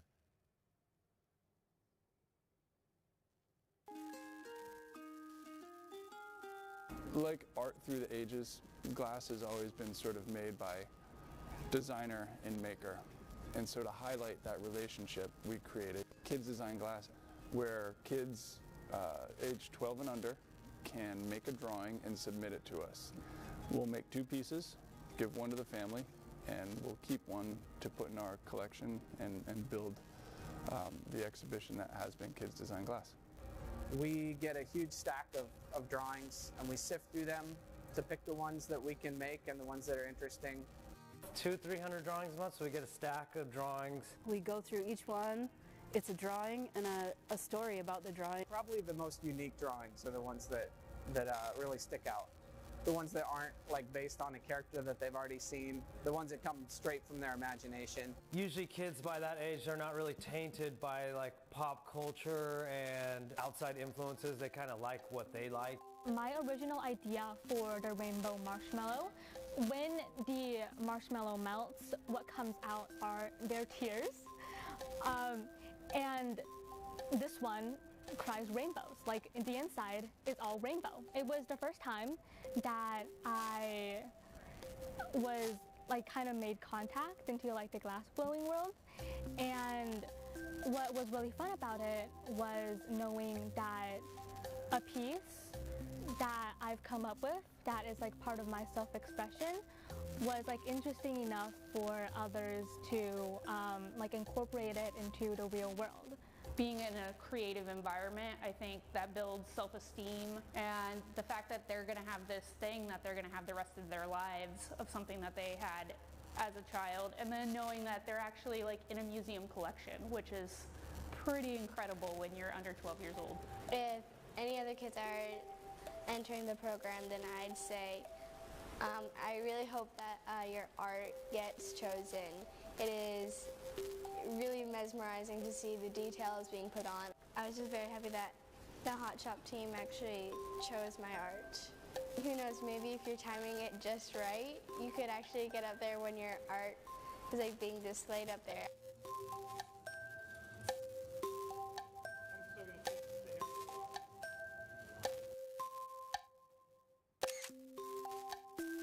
For 20 years, we made some wild things. It's so free, and I would say loose, but what we really pay attention to is making sure that we're capturing all the details. There's so many challenges in making the kids design drawings, and I think that's something that maybe the average viewer wouldn't notice. A lot of these objects are very fragile and are just different than any of the other glass I usually work on. The way the kids draw them, they just have no idea of what, you know, glass can do, so they just draw it however their mind imagines this object. We're talking with them, making sure that we're seeing the color the same way, making sure that, you know, the eyes are on one side or are they supposed to be on both sides. Appendages and weird helmets, they're all great challenges and things that we wouldn't necessarily run into without this program. I think it's inspiring for us as glassmakers, and I hope it's inspiring for the kids doing the drawings. I hope the kids kind of see that their creativity is this muscle that they need to exercise.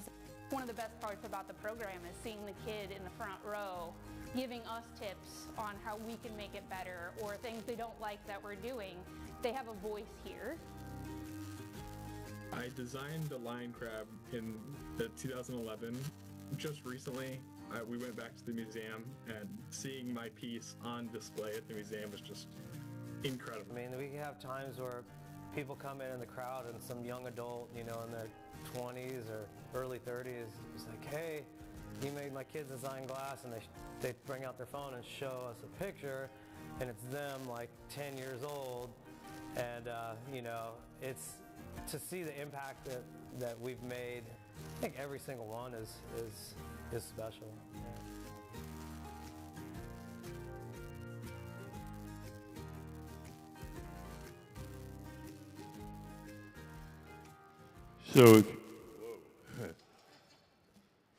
So if you're interested in entering, there's a table out in the lobby with drawing materials and entry forms. You can either do the drawing here or grab an entry form, one for each kid, and do it at home and mail it in. There's an address on the entry form.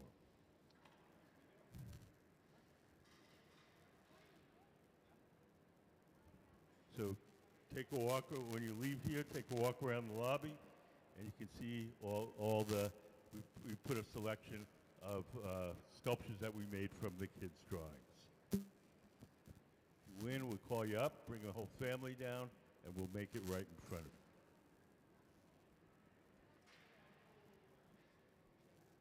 Whoa.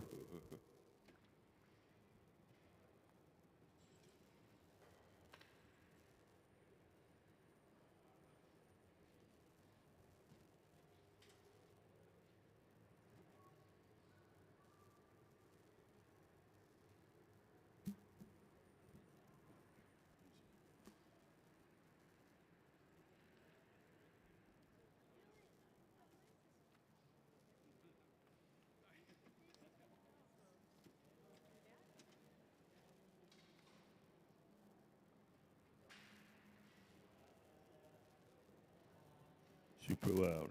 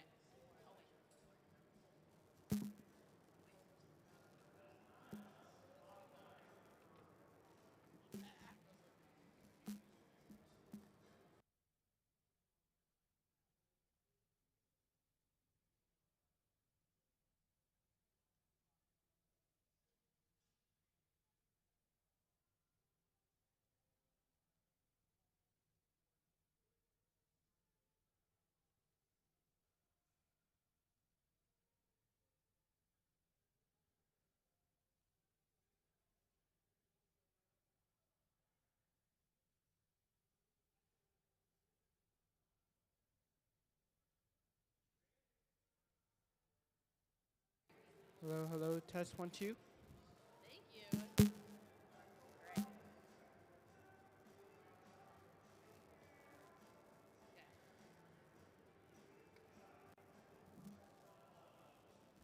Long time no see.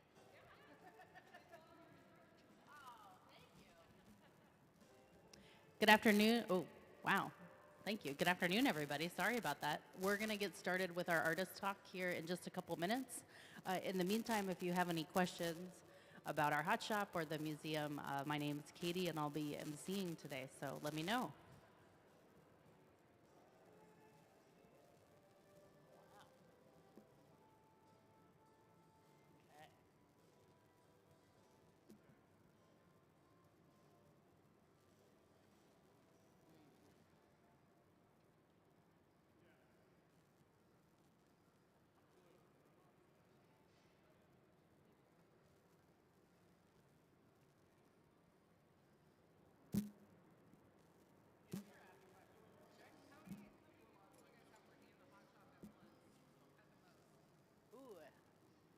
That's a great question for everybody. The question was how many people we've had in the hot shop at the same time, the most.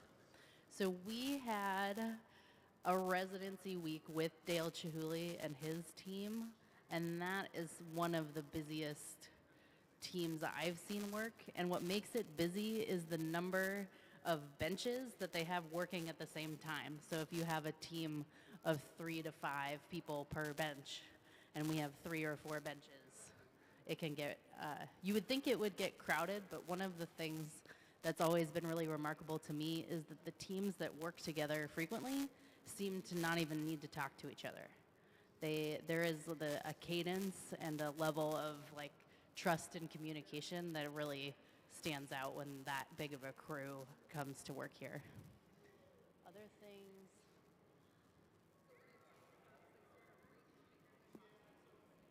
Yeah, one of the things that I am always amazed by with our hot shop is that it can be reconfigured pretty much weekly.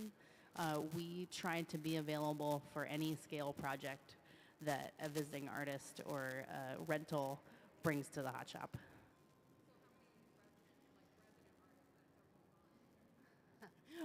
The question was how many resident or how many glass blowers work here. We have a team of 3 and a tech and a cold worker. So 5 people, all of them have university level art degrees. And most of the team has been working here since the museum opened in 2002. So if you have a Netflix subscription, there's a show on Netflix called Blown Away. And watching Blown Away is really interesting for me because it makes me appreciate how incredibly technically skilled our team is. I don't see a lot of failure on the hot shop floor, and I know Boyd and Lisa will probably talk more about that, but this really is, people come here from all over the world specifically to work with our hot shop team.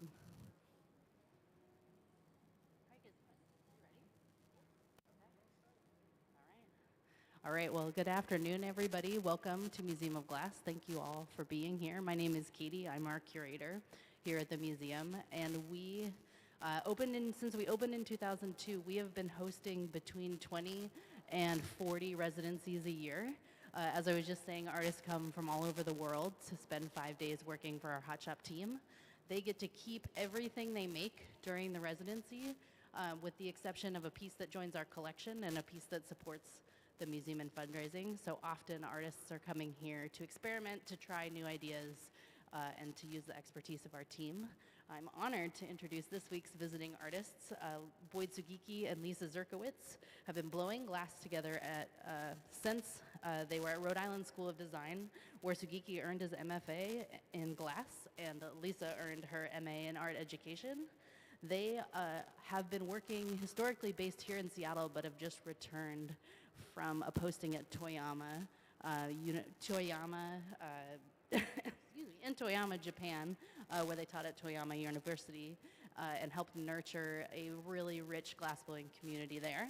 They make exhibition work independently, as well as design and produce a line of studio glass collaboratively under the name Two Tone Studios, which has been a lot of the focus of their work here today.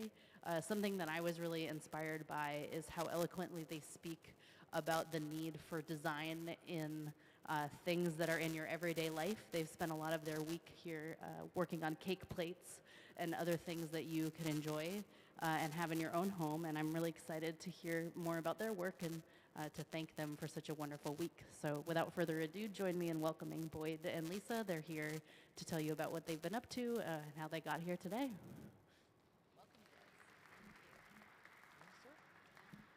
First, I'd like to thank the Museum of Glass for having us, and it's been really exciting to work with the team. They're top notch, and it's been a pleasure to be able to have the opportunity to work with them. Let's see. I grew up in Honolulu, Hawaii, and I went to school at Punahou High School. This is where I started blowing glass. My first teacher was Hugh Jenkins. After high school, I went to the California College of Arts and Crafts, and pretty early on, I went to the Pilchuck Glass School, just north of Seattle. And it was here early on that I met some really influential people. Flora Mason, Joey Kirkpatrick, who I consider my mentors.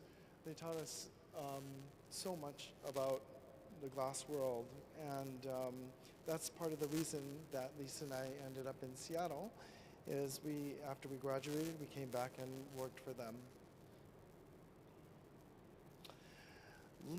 At that time, Lino had come over and had spread the Venetian techniques all across America, and goblets were very popular at that time. And in 1989, I met this fella, Dante Marioni, and he gave me this goblet, and I watched him blow glass, and that's the point I knew that's what I wanted to do. So I really worked hard developing these techniques, these goblet techniques, and I sort of integrated different colors into them.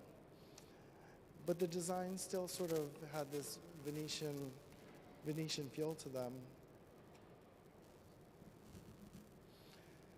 I did my graduate work at the Rhode Island School of Design from 93 to 96. And here I explored a series of different works and played with the glass, did works about communication, worked in other materials.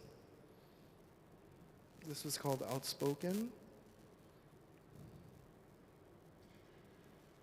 Lifeline.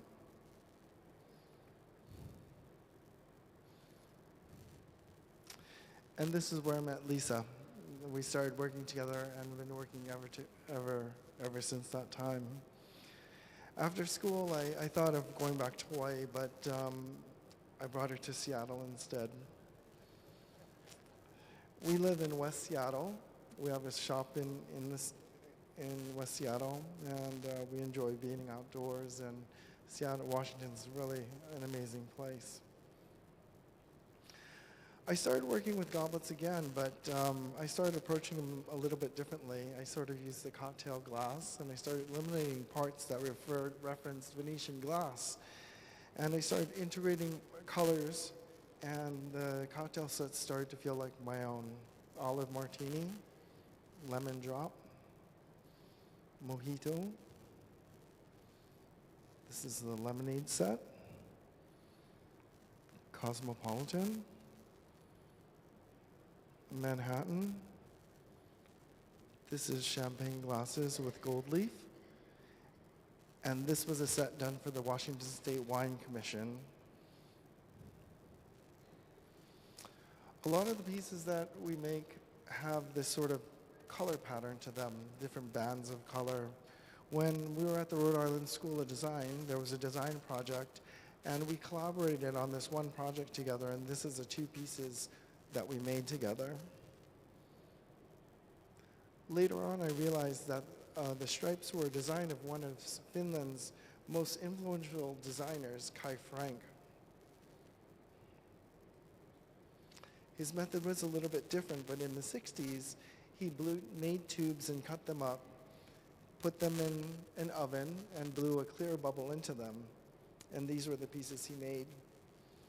And in 2017, Lisa and I went to Finland and did a workshop and got to see the pieces. They were quite amazing. And we'll go there again next year. The process of the stripes I'll explain to you very quickly. Basically, they're made into tubes, and that's how these are made right here, these bands of color. So tubes are made, they're cut cold, restacked, and fused in the oven and picked up. Once they're picked up, they're melted together, put on a blowpipe, gathered over, and then we make work out of that. This is the first tray I found that we finished, and I started making glasses for them. And we found, the more we looked, the more trays that we found. And it became a fun project. People were starting to send us trays from all over.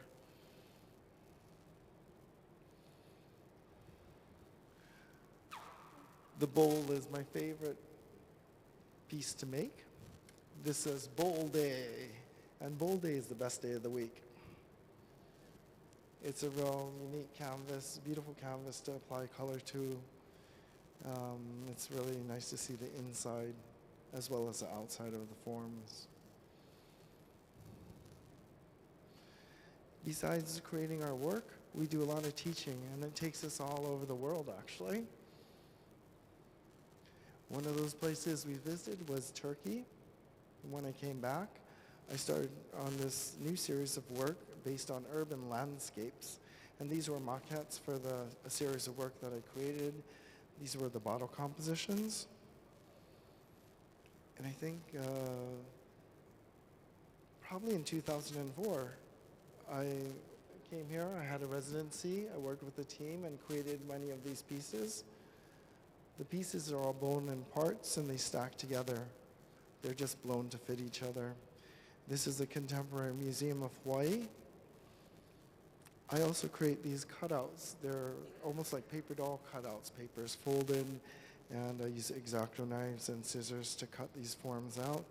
These cast shadows on the wall. I looked at this as a form of sketching. And sometimes the cutouts were shown next to the work itself. These were called the compositions. This was a show called Layers. It was, it's in the Museum of Northwest Art in La Conner. This was Layers, Skyline. This one is called Balance, Metropolis. This is Common Ground. And this is Midnight. And this was an exhibition that was in Korea. I had a bunch of work sent there. For the past 4 years, Lisa and I have been living in Japan. I was one of the teachers at the Toyama Institute of Glass Art. In 2020, a position opened up. There's 2 foreign teachers out of 5 teachers at the school, and the position rotates every 4 years. And I applied, and then we took off in October, and we went there. We knew it was a place that we wanted to visit, and we've always visited. We've been to the school many times before, and we love Japan. We've gone to Japan numerous times before that. Toyama's right sort of smack in the middle of Japan, right across almost from Tokyo. This is a school. It's supported by the city of Toyama. In the center, there's the school itself. And after the school was built, they figured the graduates needed a place to work. So they built a studio, a production studio next door, and another studio where professionals could come in and rent time and use the shop. A few years later, they built to the left of the school another studio, and it was a make your own workshop where the public could come in and try glass. There's a lot of different things at the school, from flame working to hot glass to cold working to kiln casting to stained glass to jewelry making. It's a 2-year certificate-based school. This is the Make Your Own facility. It's called Second Studio. And this is the production studio and the other professional rental studio. In 2015, the city built the Glass Museum. And this is where the students have their exhibition, graduation show. In February, there's 5 teachers at the school. They teach blowing, casting, cold working. There's 5 teaching assistants as well. The students, there's about 40 students who go there. Once in a while, I'd have an opportunity to make some work, and I collaborated on some projects together with people. I lately was producing some goblets, trying to figure out ways to put them together, and doing some production work as well. Toyama in Japan is really, the nature is truly incredible. It's just very much like Seattle. The mountains are really close, 30 minutes away, and the ocean's 30 minutes away. And it's truly a beautiful place. And we had great experiences there. So Lisa's going to talk a little bit about her work, and then she's going to talk about the work that we do together.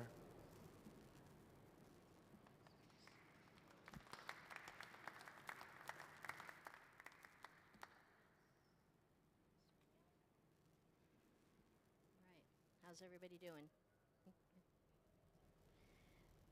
I grew up in California, in Los Angeles, and after I went to college, I heard that there was a community college in the area in Santa Barbara that had glass blowing, and I had always wanted to try it. So when I finished school, I enrolled in community college and started taking glass blowing. That was my introduction to glass.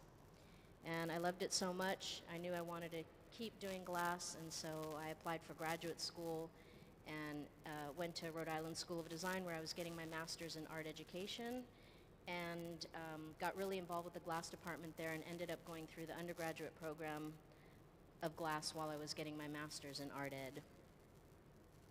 And there I met Boyd, who had planned to move to Seattle right after school, so I went with him.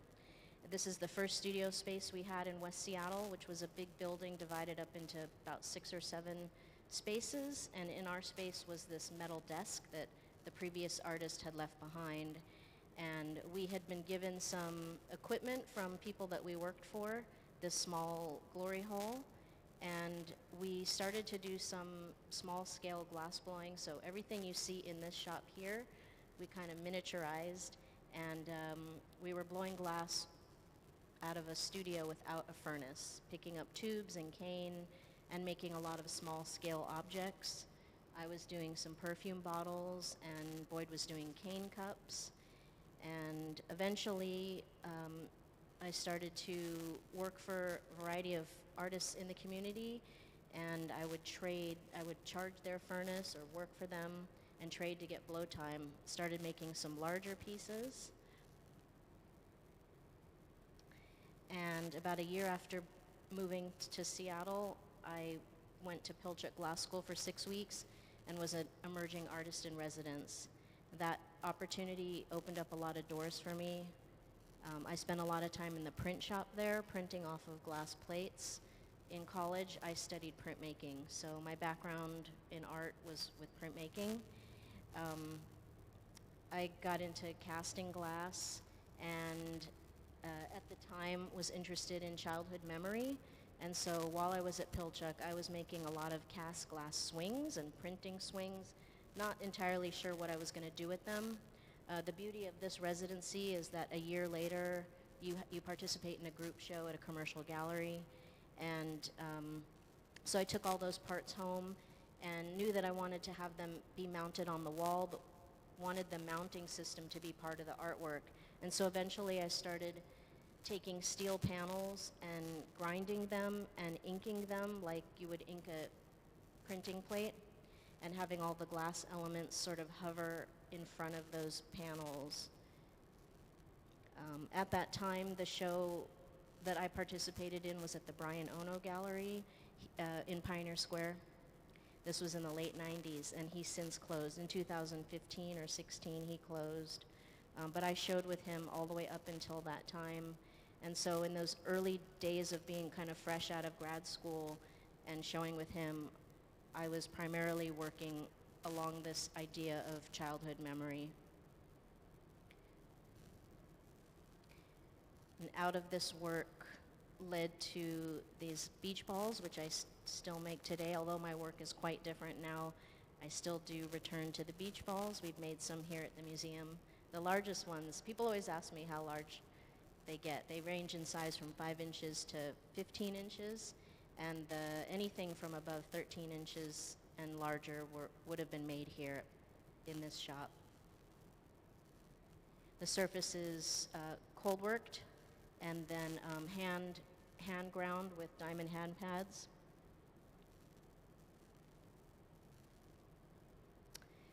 At some point, I felt like I was just constantly looking to the past for inspiration for my work and decided that I wanted to focus on what I enjoy in the present.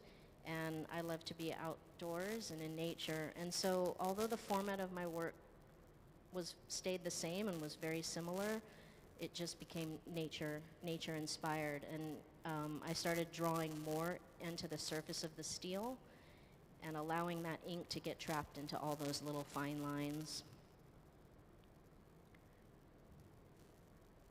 And as Boyd said, we had the opportunity to travel to Japan a bunch of times, and that was a huge inspiration in my work.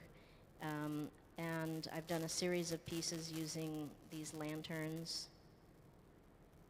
This was the first Chinese lantern piece that I did.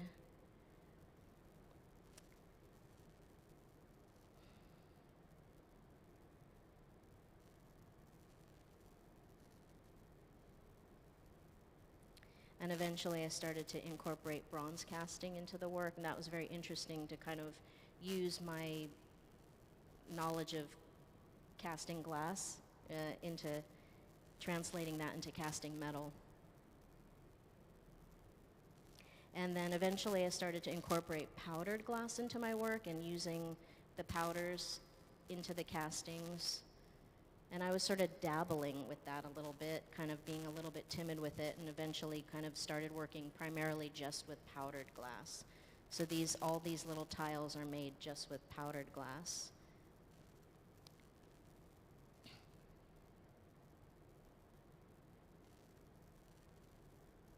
This kind of had me segue into doing some pieces, still working on the wall and working kind of with glass, but these parts are steel cherry blossoms that have been enameled, and what the surface is called sugar fire, where the powder is not completely fired onto the steel, so it has a sugary effect.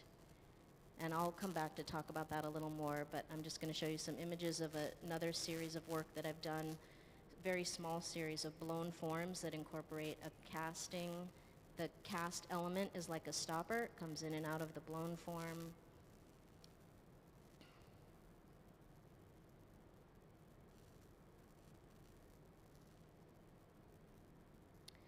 And while we were living in Japan for 4 years, it was hard for me to have access to make my work, so Boyd was teaching at the school. And so I spent a year coming back to the US and also in Japan doing residencies. So I did a series of 4 residencies. The first was at Pilchuck Glass School. It was a 10-day residency. It's called the Halberg Fellowship. And this is meant to be for a group of artists to get together and work together. And our proposal was 3 American artists, 3 American female artists, to get together with 3 Japanese artists. And we all came with different backgrounds and just spent 10 days really sharing information and most importantly, building great friendships. The next residency I did was in Japan, in Toyama, at the Toyama Glass Studio and Toyama Institute of Glass Art. This residency was 6 weeks long. It culminates with a show at the Museum of Glass in Tacoma. And during this time, I was able to see that cherry blossom piece further, how I really envisioned it to be. It's based off of in 1924, Japan gifted the US 100 cherry trees, and 100 years later, the US gifted Japan dogwood trees, and that exchange was called the Friendship Blossom. So this piece was sort of based off of that. The next residency I did was at Penland. Penland is in North Carolina, and the residency happens in the winter time. You can go for a week to 4 weeks. There was a whole cohort of other artists working at the same time, which was really amazing. And the last residency I did was at the Corning Museum of Glass, where I was for 5 weeks, doing some printmaking and some pot de verre and kiln casting.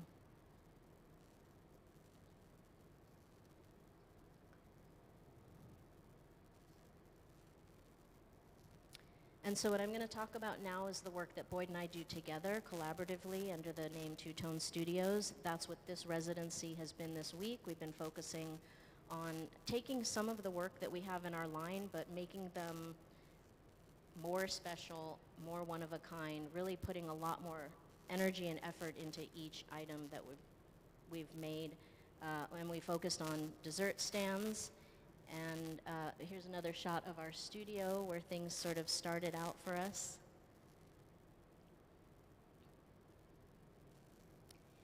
And this is, in 2000, we bought a property in West Seattle.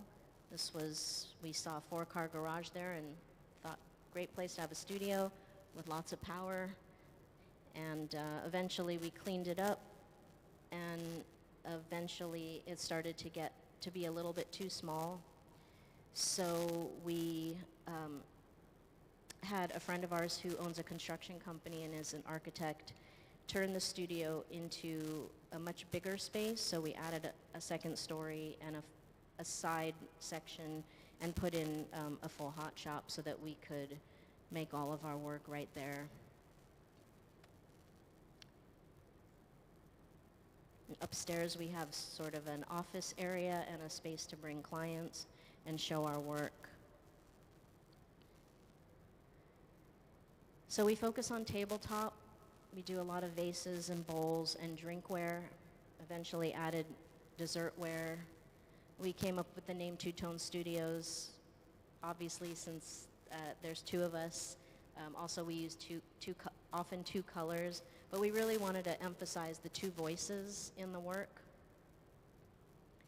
And I think what we bring to the table, my interest is in color. I love color, and I think that Boyd has a really good sense of proportion and form, and so together, I don't think that we could make the work without each other. I think together it's what makes it work, what each of us brings to the table. It probably seems like we drink a lot, but we don't. Just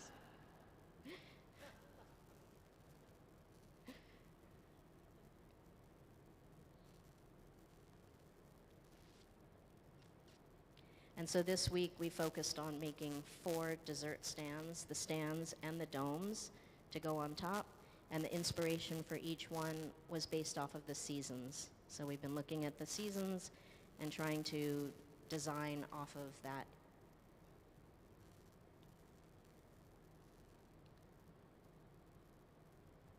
These were the first dessert stands we made. I'm sure you saw a couple when you came into this room, and there's one right here.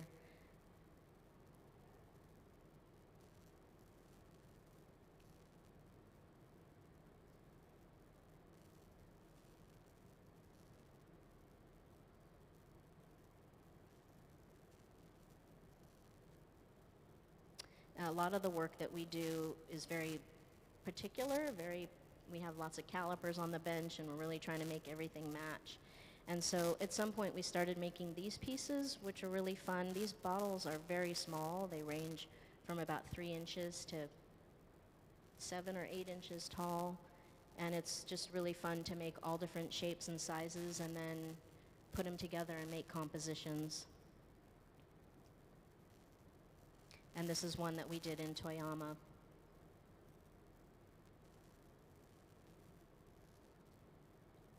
So before moving to Japan, we made our income by a bunch of different streams, one of which was wholesale, also retail, and teaching. And we would travel around to do shows twice a year. We'd go to New York City to do a show called New York Now, and that's where we would get our wholesale accounts across the country, go back to our studio and make the work and fill the orders. Also at this show, the press walked through the show. So that opened up a lot of doors for us to get placed in magazines and really expanded our reach with our work. One particular show, we were approached by someone from the Oprah O magazine, and we were chosen to be on the O list for the Handmade in America for their July issue. And after that, we were really put to work.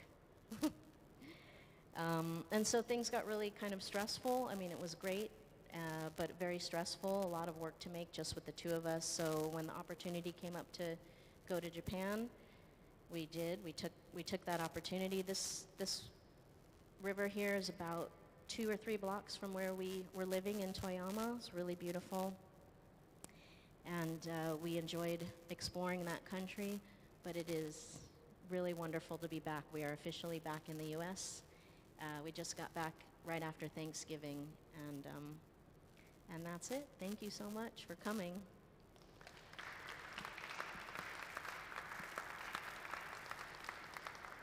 Does anyone have any questions?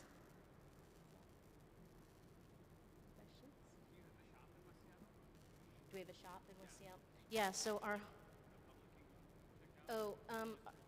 our shop is behind our house, and so it's in a residential area. People can come, but you couldn't just drive up and come. You'd have to make an appointment to come.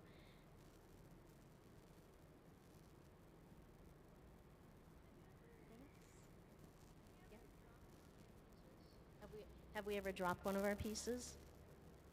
We have dropped pieces when we're making them, when they're hot, and also later, after they're made, when they're cold. So, yeah, it happens. It happens more than we'd like it to. But good question.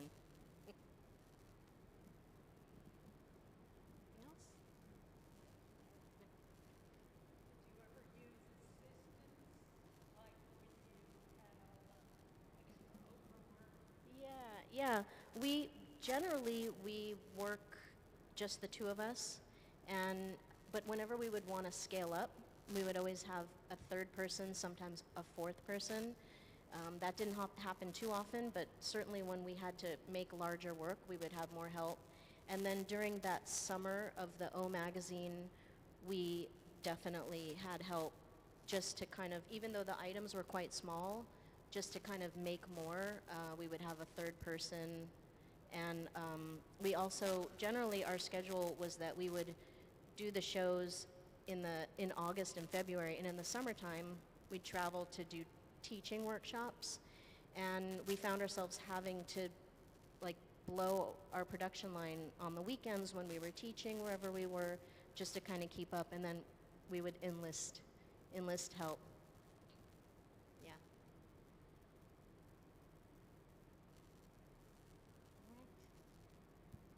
Join me in giving a big round of applause. Thank you, Boyd and Lisa, for sharing your work and your expertise this week.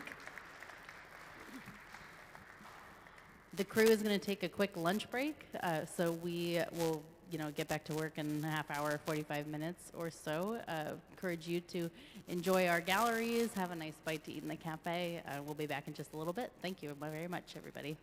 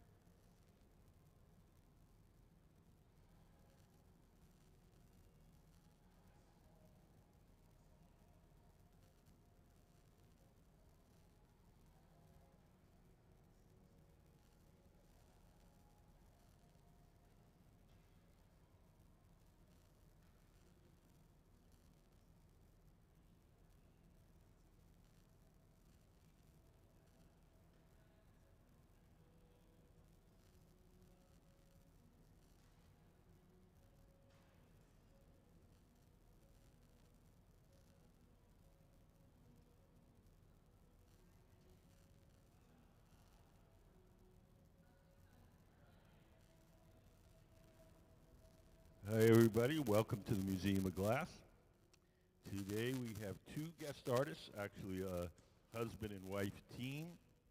We Boyd Sugiki, he's the man with the shaved head, and next to him on his right, Lisa Zerkowitz, and they work together. They have a company called Two Tone Studios, and they're our guest artists this week here at the museum. You can see some examples of their work on the pedestals and up on our big screen. So we're working on these cake plates. We usually make the stand first, and then we make the domes separately and match them to the stands. So we'll be making a dome right now. Over on the far left, Ben, tall guy in the gray shirt, he's starting the bubble for the next dome. So just to get you started here, just give you a quick introduction to how glass blowing works. Everything that we do here starts out in our glass furnaces. The glass furnaces are the machines where you see the doors closed. There's two of them, one on each side of the studio. If you look up on the big screen, you'll see a diagram. That's what the furnaces look like inside. So inside each of the furnaces is a big ceramic pot. In that ceramic pot is 1,000 pounds of melted glass. We keep the melted glass at 2,100 degrees Fahrenheit, which is 1150 Celsius. So it's 2,100 degrees is as hot as the hottest volcano. So our glass furnace is kind of like having your own private volcano. We want to get the glass out to make stuff. We take one of those steel pipes and we dip it into the melted glass like you're dipping into a big jar of honey. You dip it in, twirl it around. A little bit of glass sticks to the end of the pipe. The pipe itself is hollow, so when you blow, the ball of glass blows up like a balloon. If you want to make something larger, we dip it in, blow a bubble, let it harden, and then we dip it in a second time or a third time, and we just keep building up the glass in layers. All the glass that's in those furnaces is clear glass. It has no color. We buy our colored glass separately. We buy it in the form of these bars. We buy it like an artist buys paint, red, yellow, blue, pink, purple.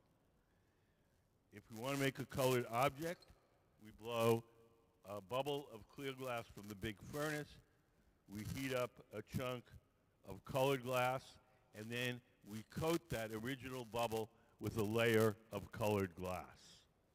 The reason that we do it this way is so that we can have any color we want, anytime we want. If we were to fill the furnace up with blue glass, we could only make blue things. If we coat each piece individually, we can have any color at any time. So we have a little video. We can show you how we apply the color to our bubble.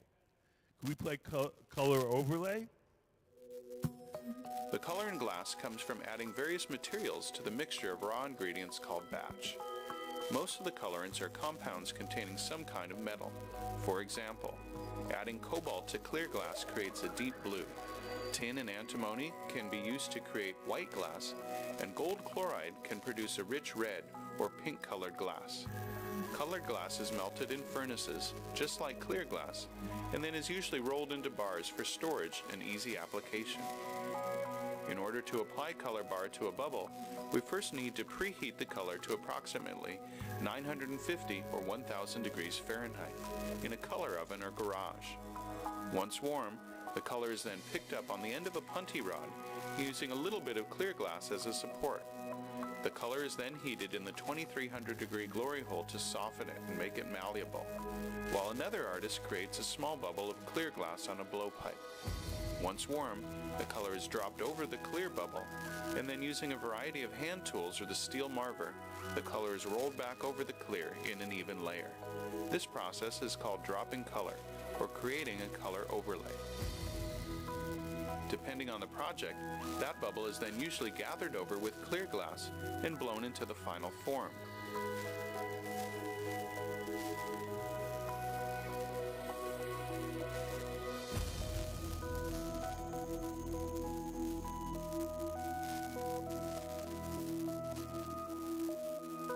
The finished product may appear to be all made from colored glass, but when viewed in cross-section, we can see that there is only a thin layer of color sandwiched between many layers of clear glass.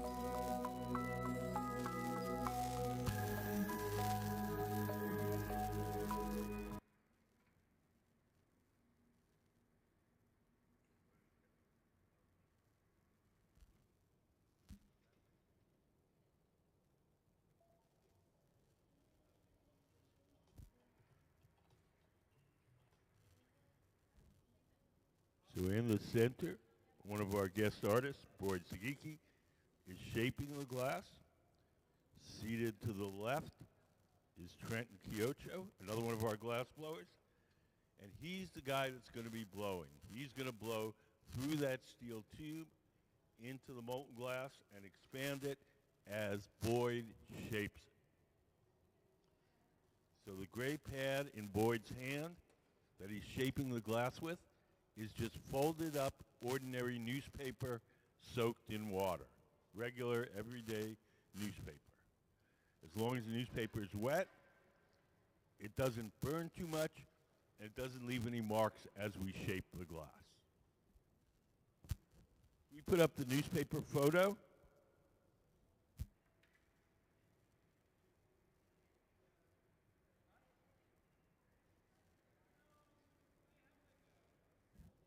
Look up on the big screen. Sitting on the table is a brand new newspaper, and sitting on top of that is one that's been used for a while.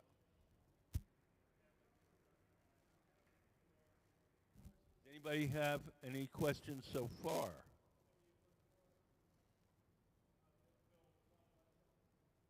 Nope.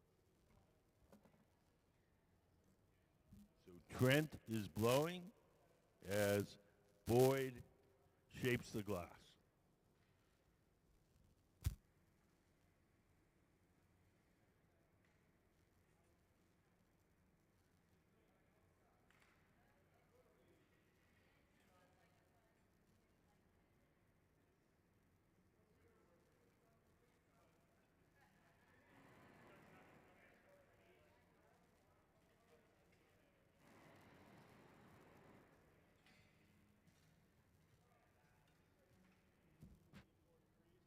Now, in the center, Boyd's taking a tool called the jacks, and he's squeezing the glass and making a sharp crease in it. That crease is the place where we'll be able to break the glass away from the metal pipe once we're done shaping. So we'll make a little notch. We're ready to remove the glass. We'll drip a little water into that notch. The water will crack the glass, and a little tap on the pipe, and off it comes.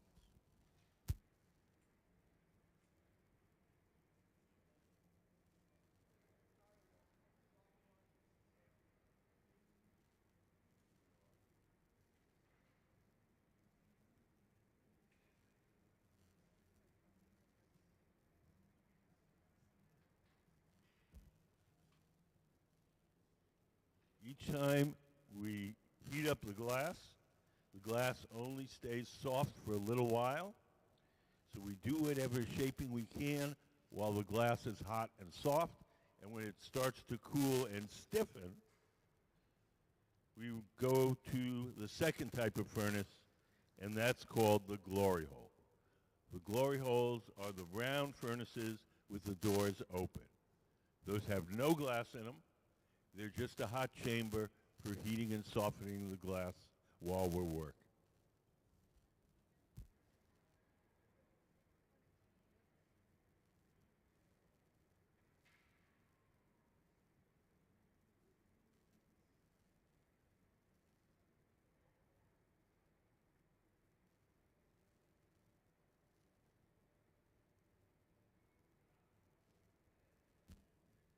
can see as they're blowing that bubble, they're holding up a pair of calipers. That measurement is the measurement which matches whatever cake stand. So they want to make it to a very particular width so it'll fit the stand that it's going to go on.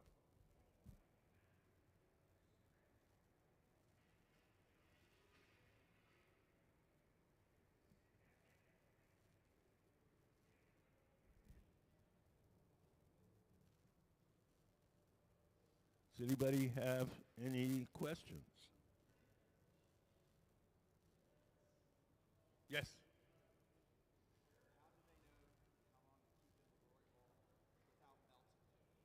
Well, two things. How do they know how long to keep in the glory hole without melting it? The glass heats slowly.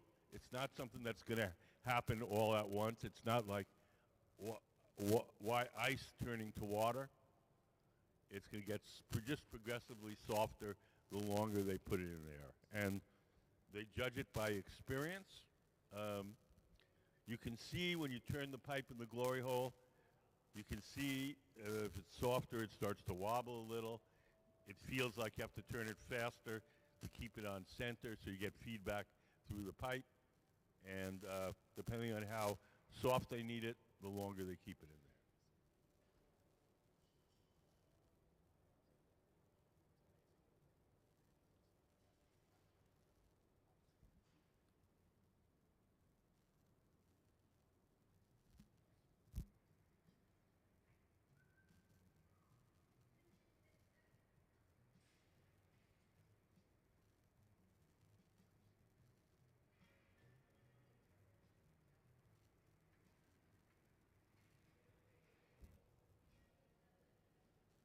Boyd, Sugiki and Lisa Zerkowitz, have taught glass making all over the world. They've taught in Turkey. They've taught all over the United States. They just came back from teaching 4 years in Japan at the Toyama Institute of Glass Art. They're widely considered to be some of the best glass blowing teachers around.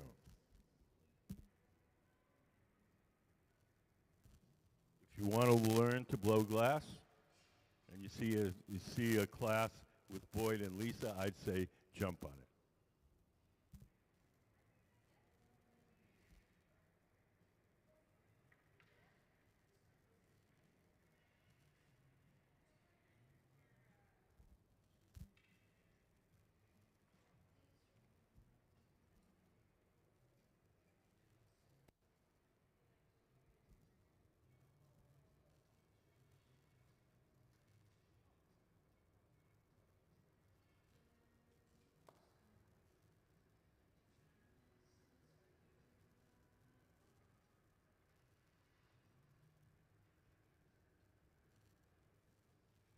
Now, Lisa has the little knob that goes on the dome. We made that a little bit before lunch. And we're going to now attach it to the top of the glass dome.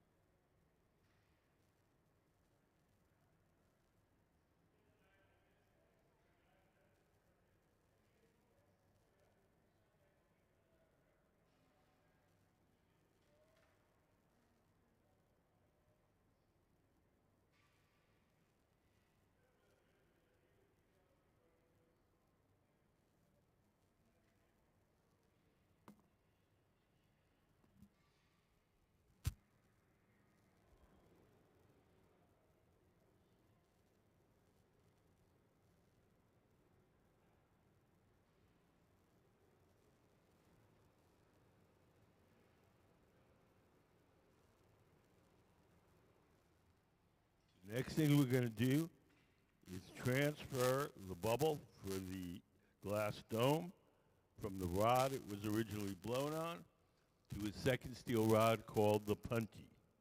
The second steel rod will hold it from the top while we shape the bottom. So we've attached the punty, and then we're going to break the glass away from Boyd's pipe. Take the tweezers, dip them in water, drip a little water in that notch, give it a tap, and off it comes.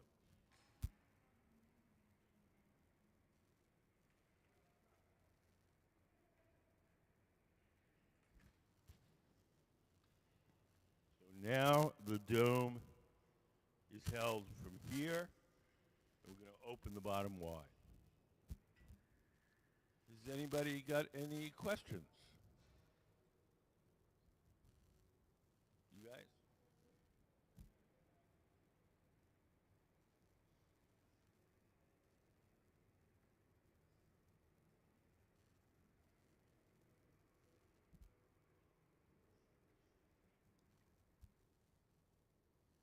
Anybody in this section have any questions?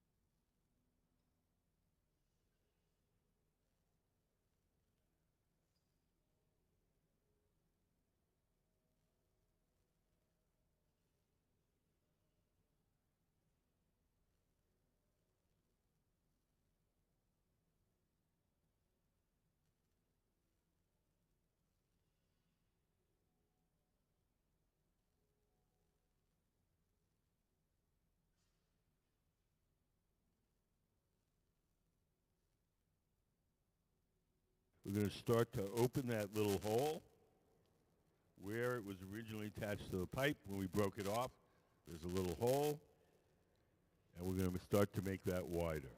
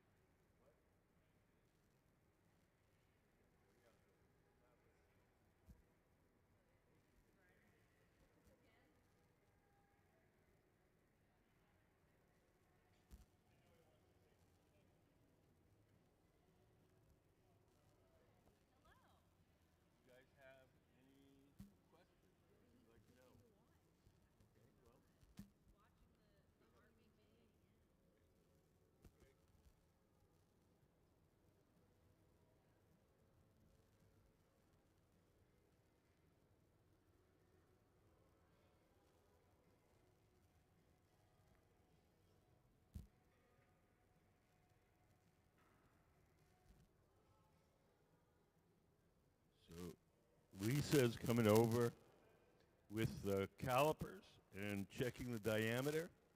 So we're matching each of these domes to a specific cake stand. So we're taking a measurement off the cake stand and making the dome to match.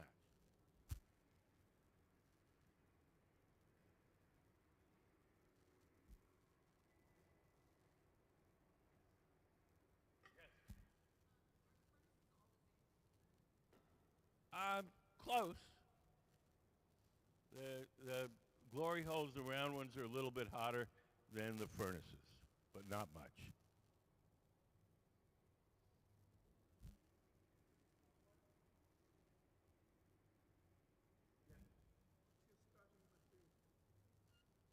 Our starting material, we get what's called batch. It's kind of like a cake mix. It's got all the ingredients for the glass, all measured out properly. We just throw it in the furnace and cook it overnight. In the morning it becomes glass. There's 3 main ingredients in the batch. There's sand, soda ash, and lime. Sand is the bulk of it. It's mostly melted sand. The soda ash is sodium carbonate. It's a chemical which lowers the melting temperature of the sand, and the lime stabilizes it chemically. Oh.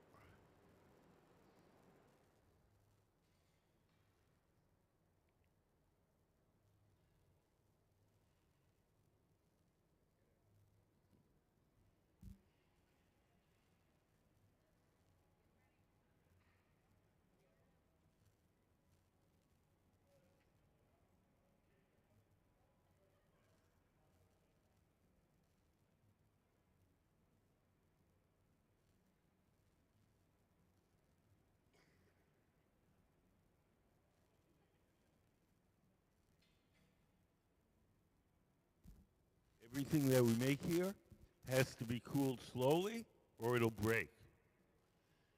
So we're going to take the dome off that metal rod. We're going to place it in an oven called the annealer, where it'll be cooled very slowly overnight.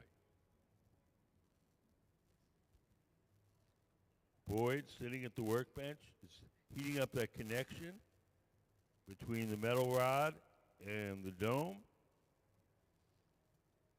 He'll crimp it a little bit with his shears, and then we'll knock the dome off the metal pipe.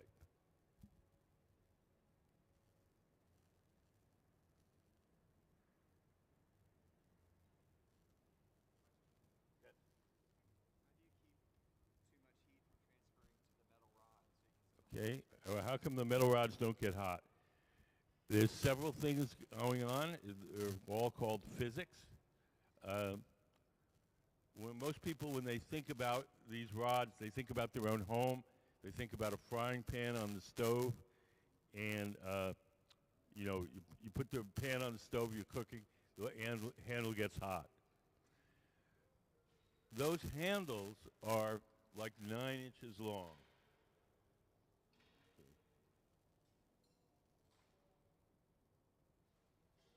So let's have a big hand for the Museum of Glass Hot Shop team, Boyd Sugiki and Lisa Zerkowitz. So the pan handle is about 9 inches long. These are 4.5 feet long. So there's much more surface area to dissipate the heat. There's no special gizmo at all. Once you dip the pipe in the molten glass, glass is an insulator. So at that point, it's no longer exposed to the direct heat of the furnace. So there's a couple of things that work. The only time they really do get hot is when we dip them into the big furnace to get the gather, because we're going all the way in there, and so the pipe is exposed to the direct flame. So we have a little gadget called a pipe cooler. If they do get hot and uncomfortable, we lay the pipe into a trough and spray water on it. That cools it down, makes it easier to hold.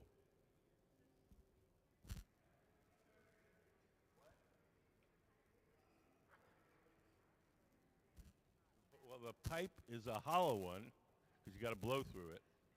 The punties are solid. The second steel rod that they would attach them to. Just steel. Yep, no tricks. It's just physics.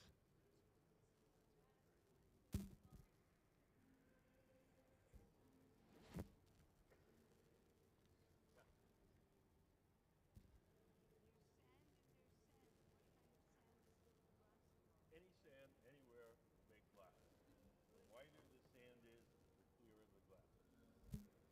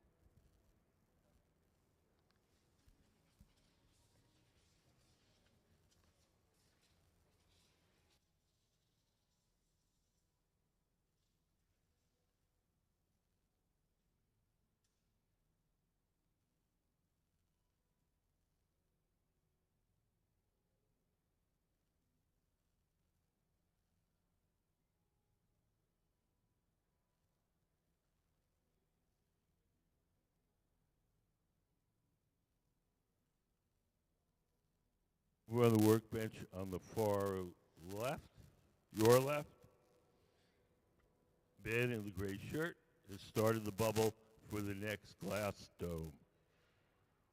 All glass, when it's really hot, appears to be orange. The orange color that you're seeing is not the color of the glass, it's the glow of the heat. If you have an electric stove in your house, the burners are gray. When you turn them on to cook something, they heat up, they glow orange. You turn them off, they cool down, the orange glow disappears. That's the same thing you're seeing here with the glass.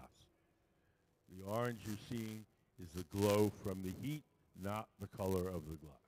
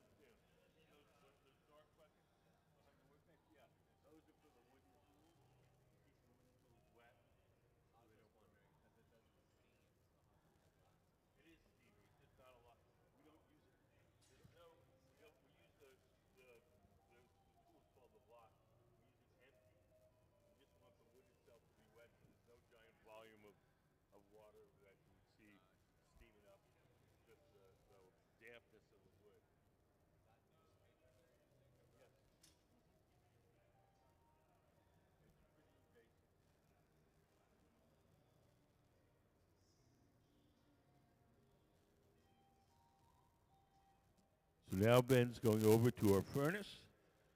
He's dipping his bubble into our big tank of molten glass.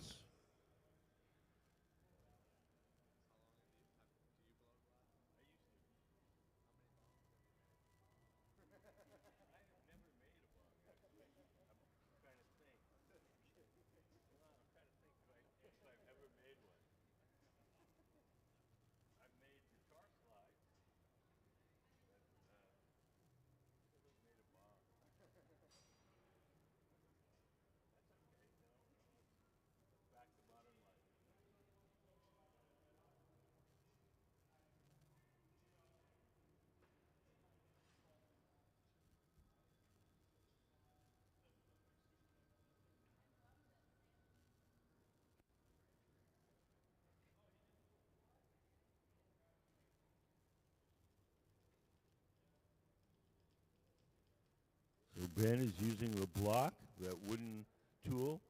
Yeah, if you look very closely, when he goes shape it, and then he'll pull the block away, you can see the steam, if you look close.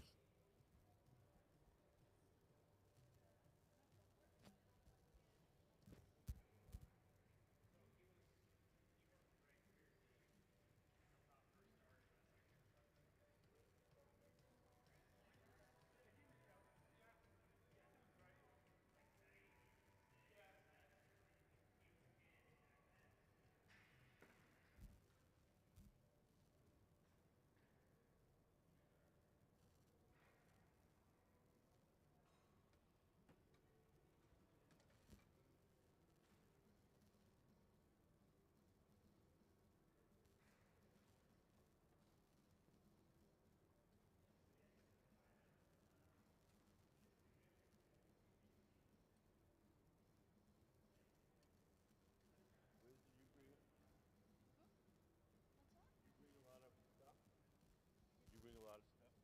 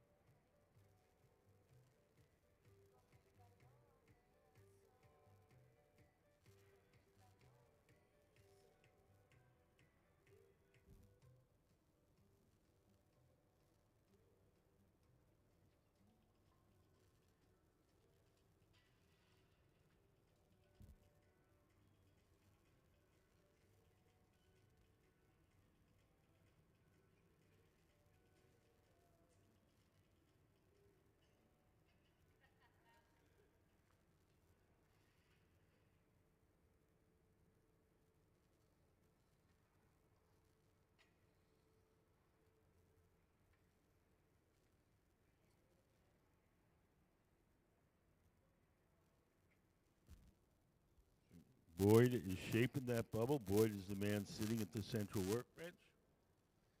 Trent is the man seated to the left. He's the person that's blowing. He's blowing through that steel tube to inflate the glass as Boyd shapes it.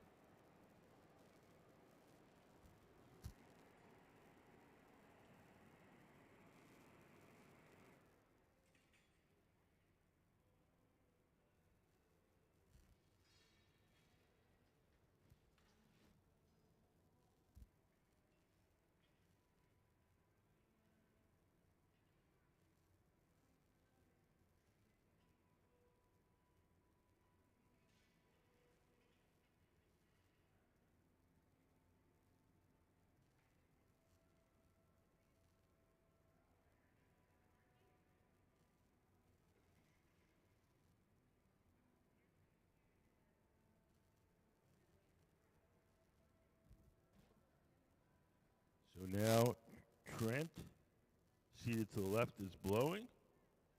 You can see the bubble getting bigger.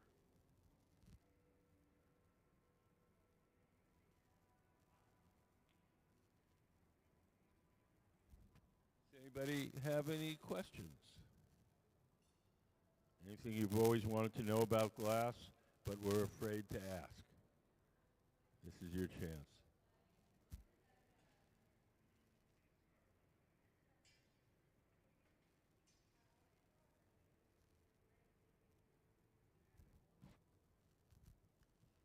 If you're here with kids, we have a special contest for kids called Kids Design Glass. Any kid 12 and under can do a drawing. Once a month, we pick one of the drawings and we make whatever the kid drew out of glass. We'll make 2 copies, one for the kid to keep and one for the museum collection. It doesn't cost anything to enter. There's a table out in the lobby with drawing materials and entry forms. And if you're not inspired at the moment, grab an entry form, one for each kid, and you can do the drawings at home and mail them in. Can we put up some of the kids' design stills up on the big screen?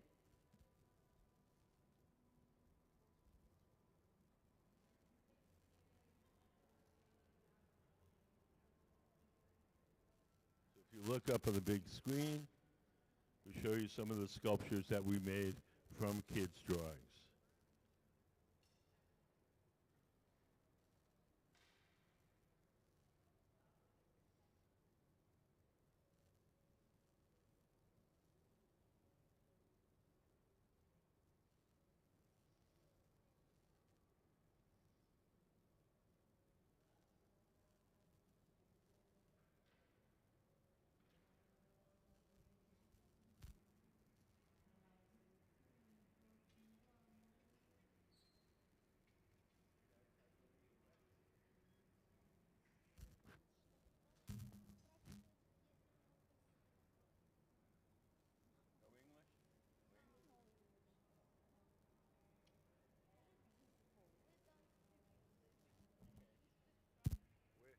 Where are you from?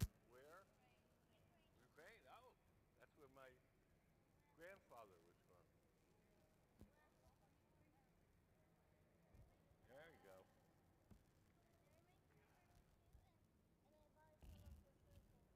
Whoa, pretty cool.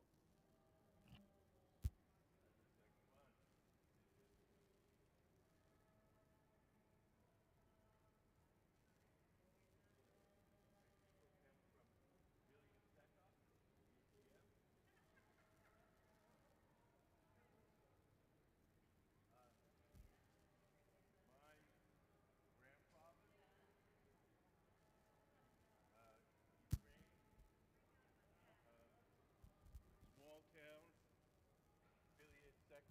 Maybe I'm saying it wrong. No, near Chernobyl.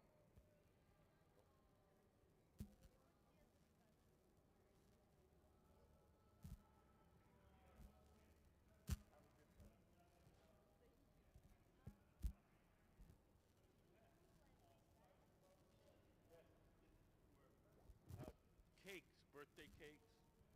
To put the cake in there, display it like in a bakery or something.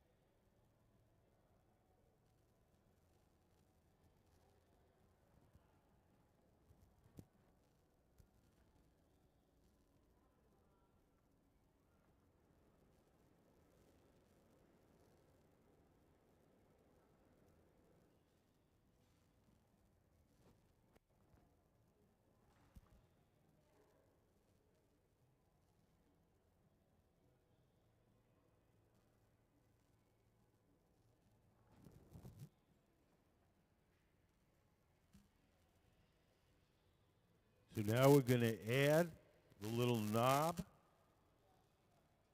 that goes on top, this right here. So Lisa has the knob, and we're going to stick it onto the dome.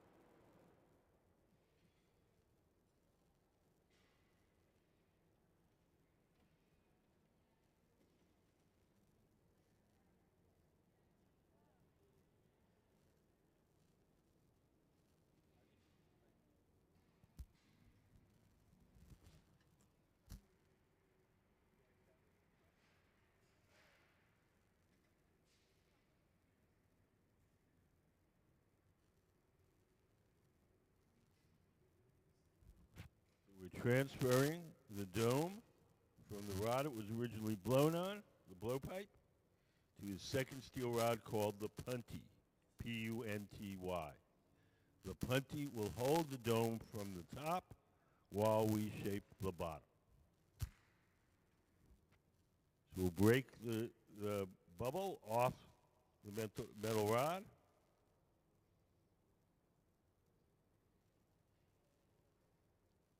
As we break it off, it leaves a little hole. We'll make that small hole into a big hole, and we'll have our dough.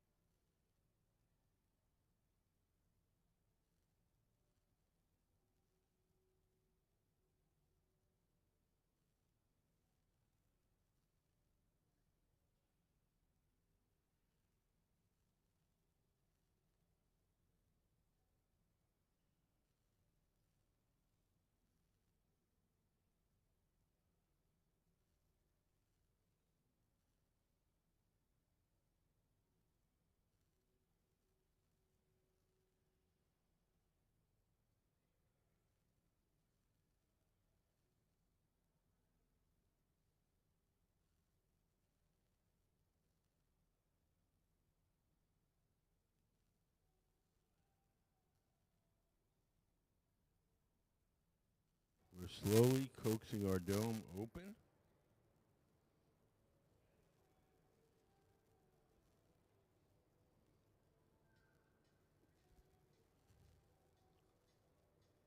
We'll heat it up in the glory hole again, make it soft, and start pulling that the side of the cake dome.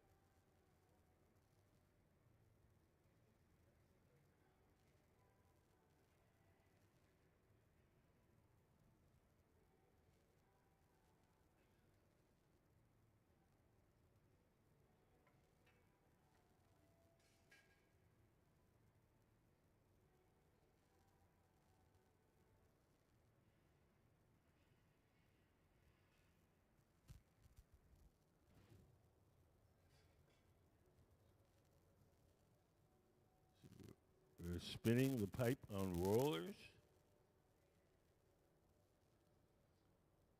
And slowly encourage the very edge of that bowl to flare out, but we're keeping it in check with the paddle.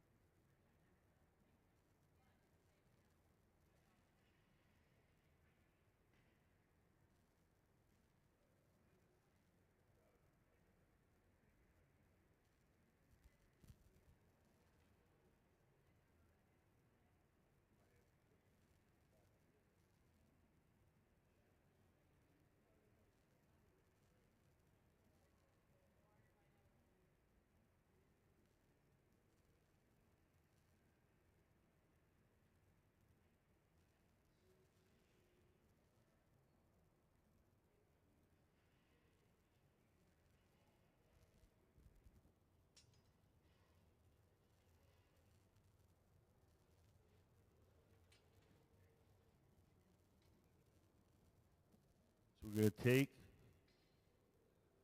the dome off of the metal rod.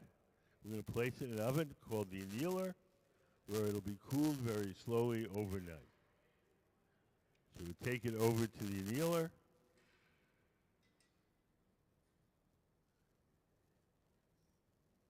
Put it away. And let's have a hand for our guest artists, Boyd Sugiki, Lisa Zerkowitz, and the Museum of Glass Hot Shop team.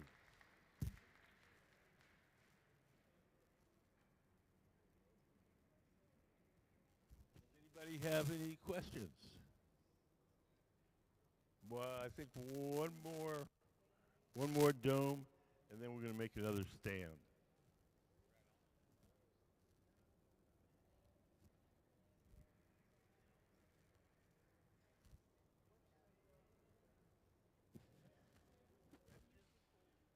Girls? They speak English? A little bit.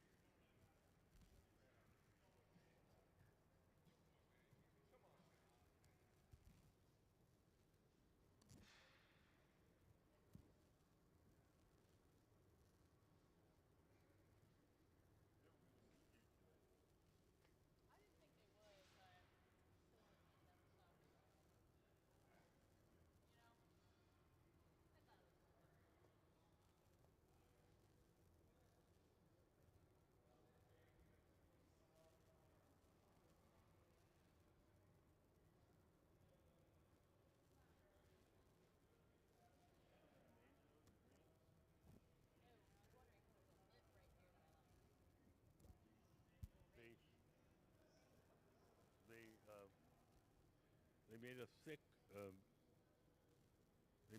thick color cup, and then they folded the color cup.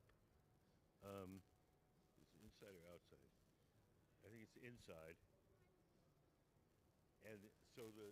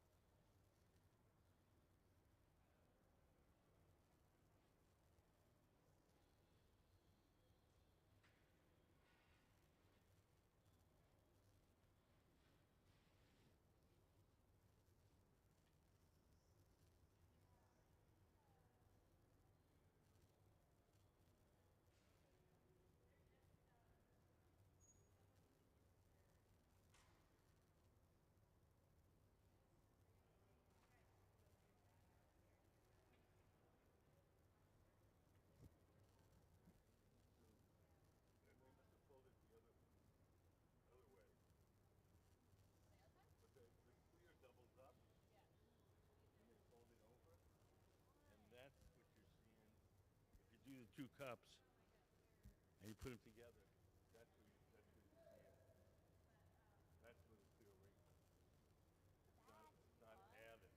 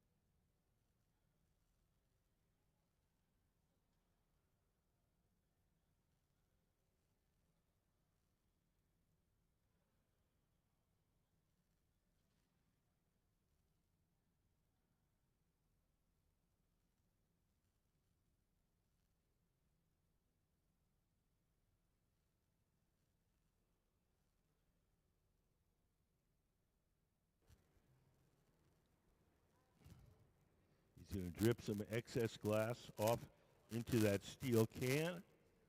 We save that excess glass, and eventually that'll go back in the furnace.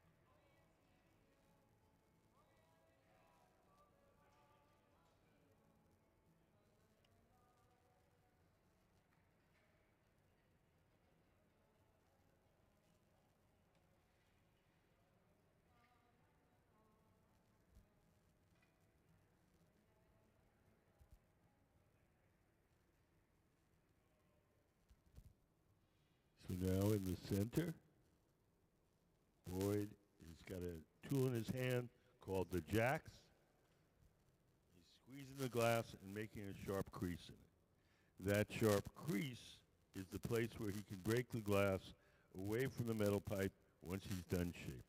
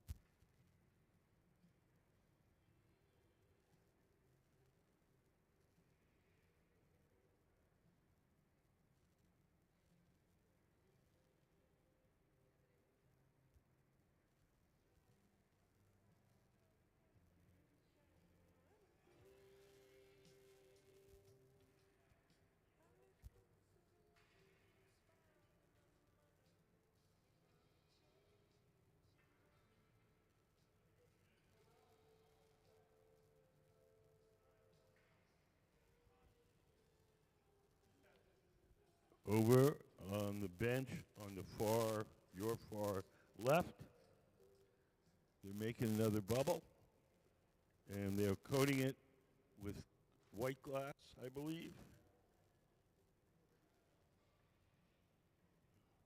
You're doing what we call a color overlay. So is it Ben sitting at the bench has a bubble of clear glass. Trent standing up has heating up a rod of colored glass, and we're going to use the colored glass to coat the clear bubble.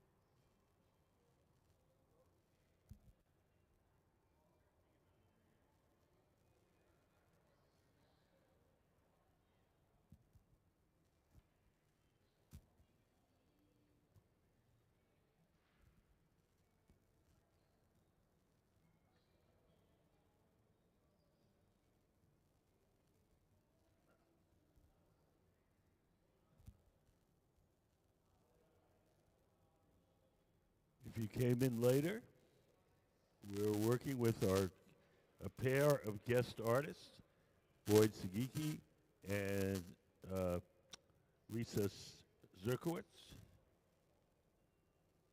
And they're our guest artists this week. That's Lisa standing up, turning the pipe.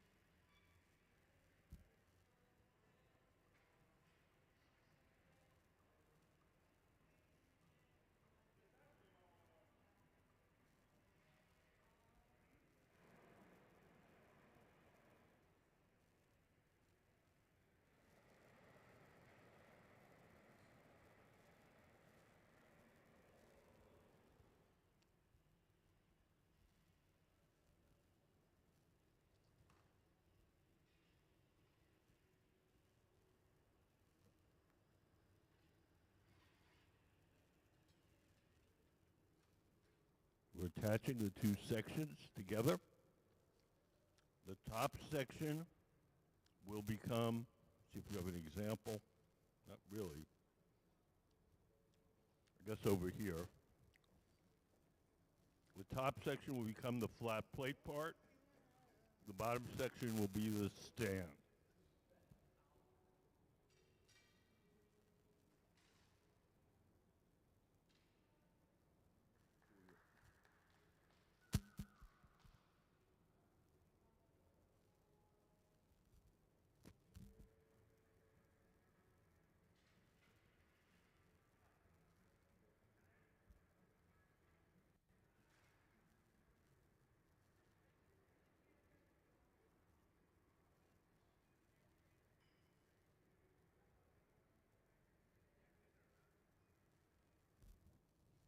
So this is probably the closest thing here. The top bubble is going to get spread way out and flat. And you'll see the two colored sections and the one little clear rim in the middle. And the bottom section will be this similar to this shape here. Right? No? The bottom is going to be this shape? Okay. Nope, I was wrong. The bottom is going to be a little taller and pointier on the top half.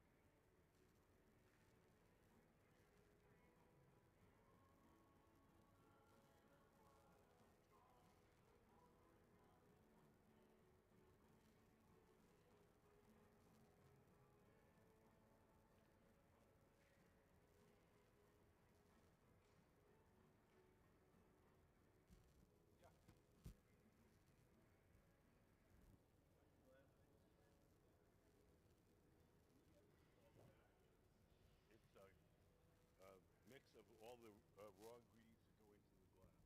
There's three main ingredients: sand, soda ash, and lime. Sand is the bulk of it.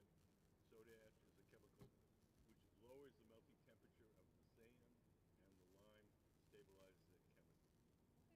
So we did it all like a cake mix, all all the right proportions of stuff. We just toss it in the furnace and cook it overnight.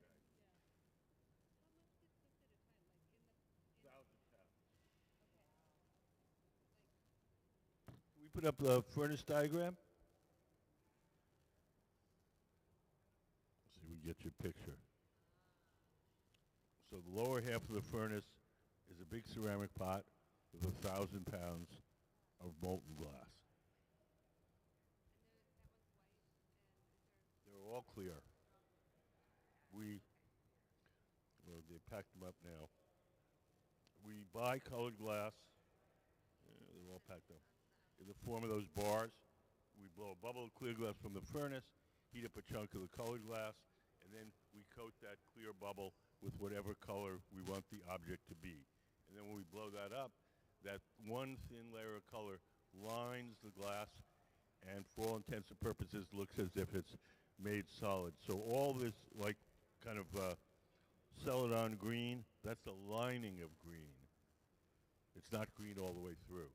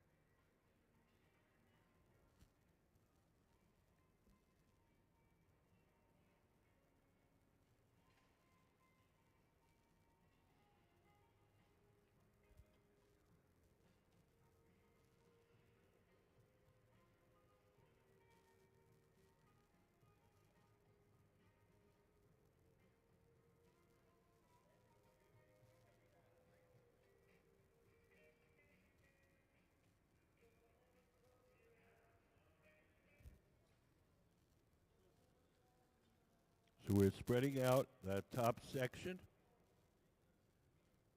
So it'll become kind of wider, wider, wider, and finally completely flat.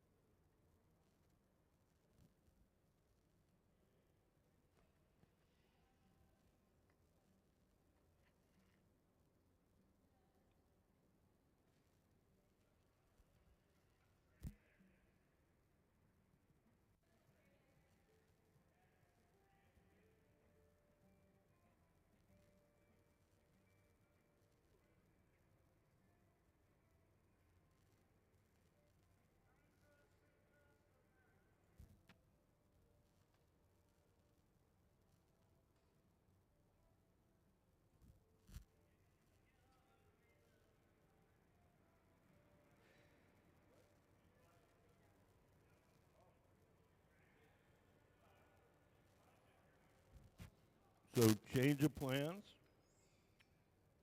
We're going to spin the top bubble out into a flat plate. We decide to keep it as it is with a little ridge.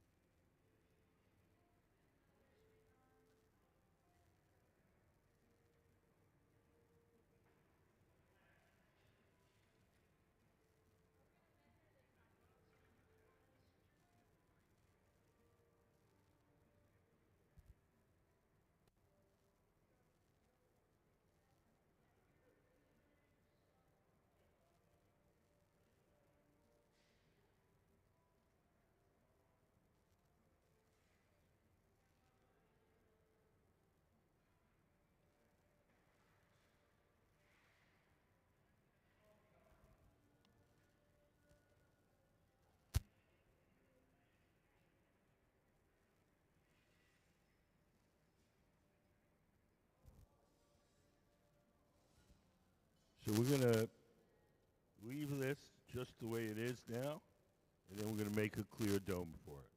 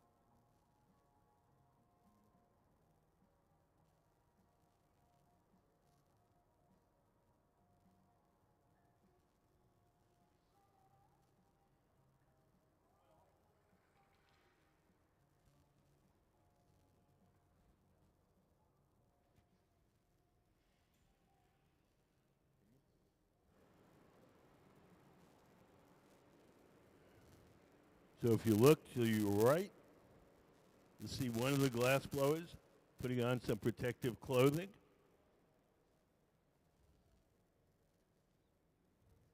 He's going to carry the finished cake stand to our annealing oven.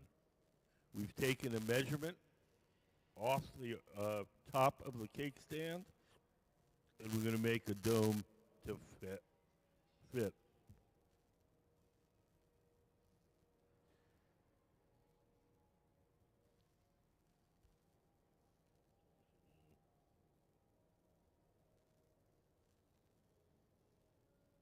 So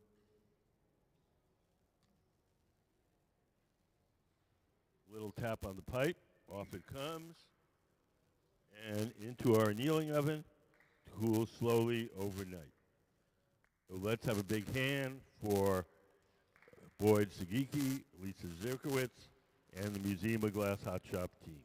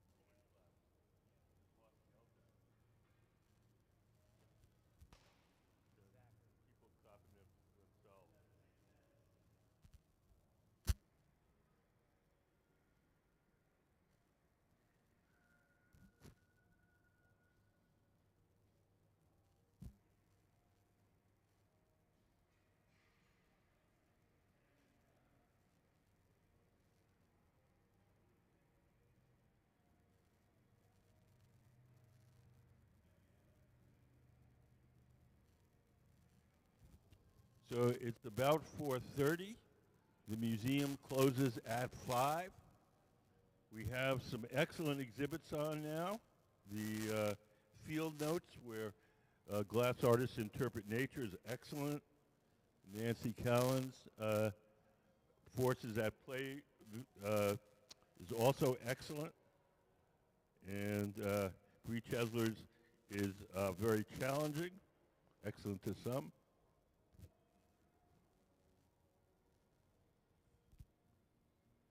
So don't miss our exhibits. We're,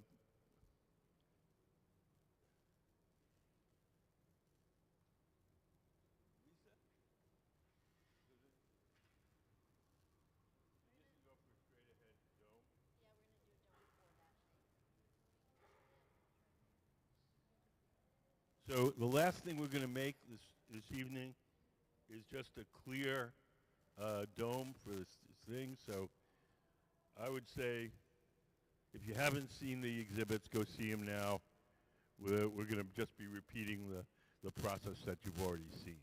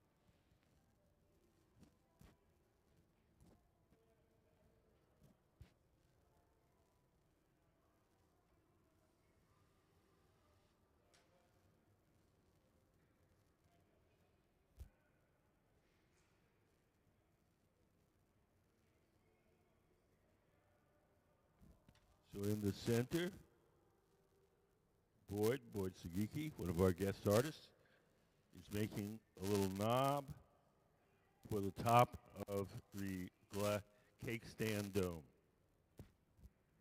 Make this cake stand dome to match the stand that we just finished.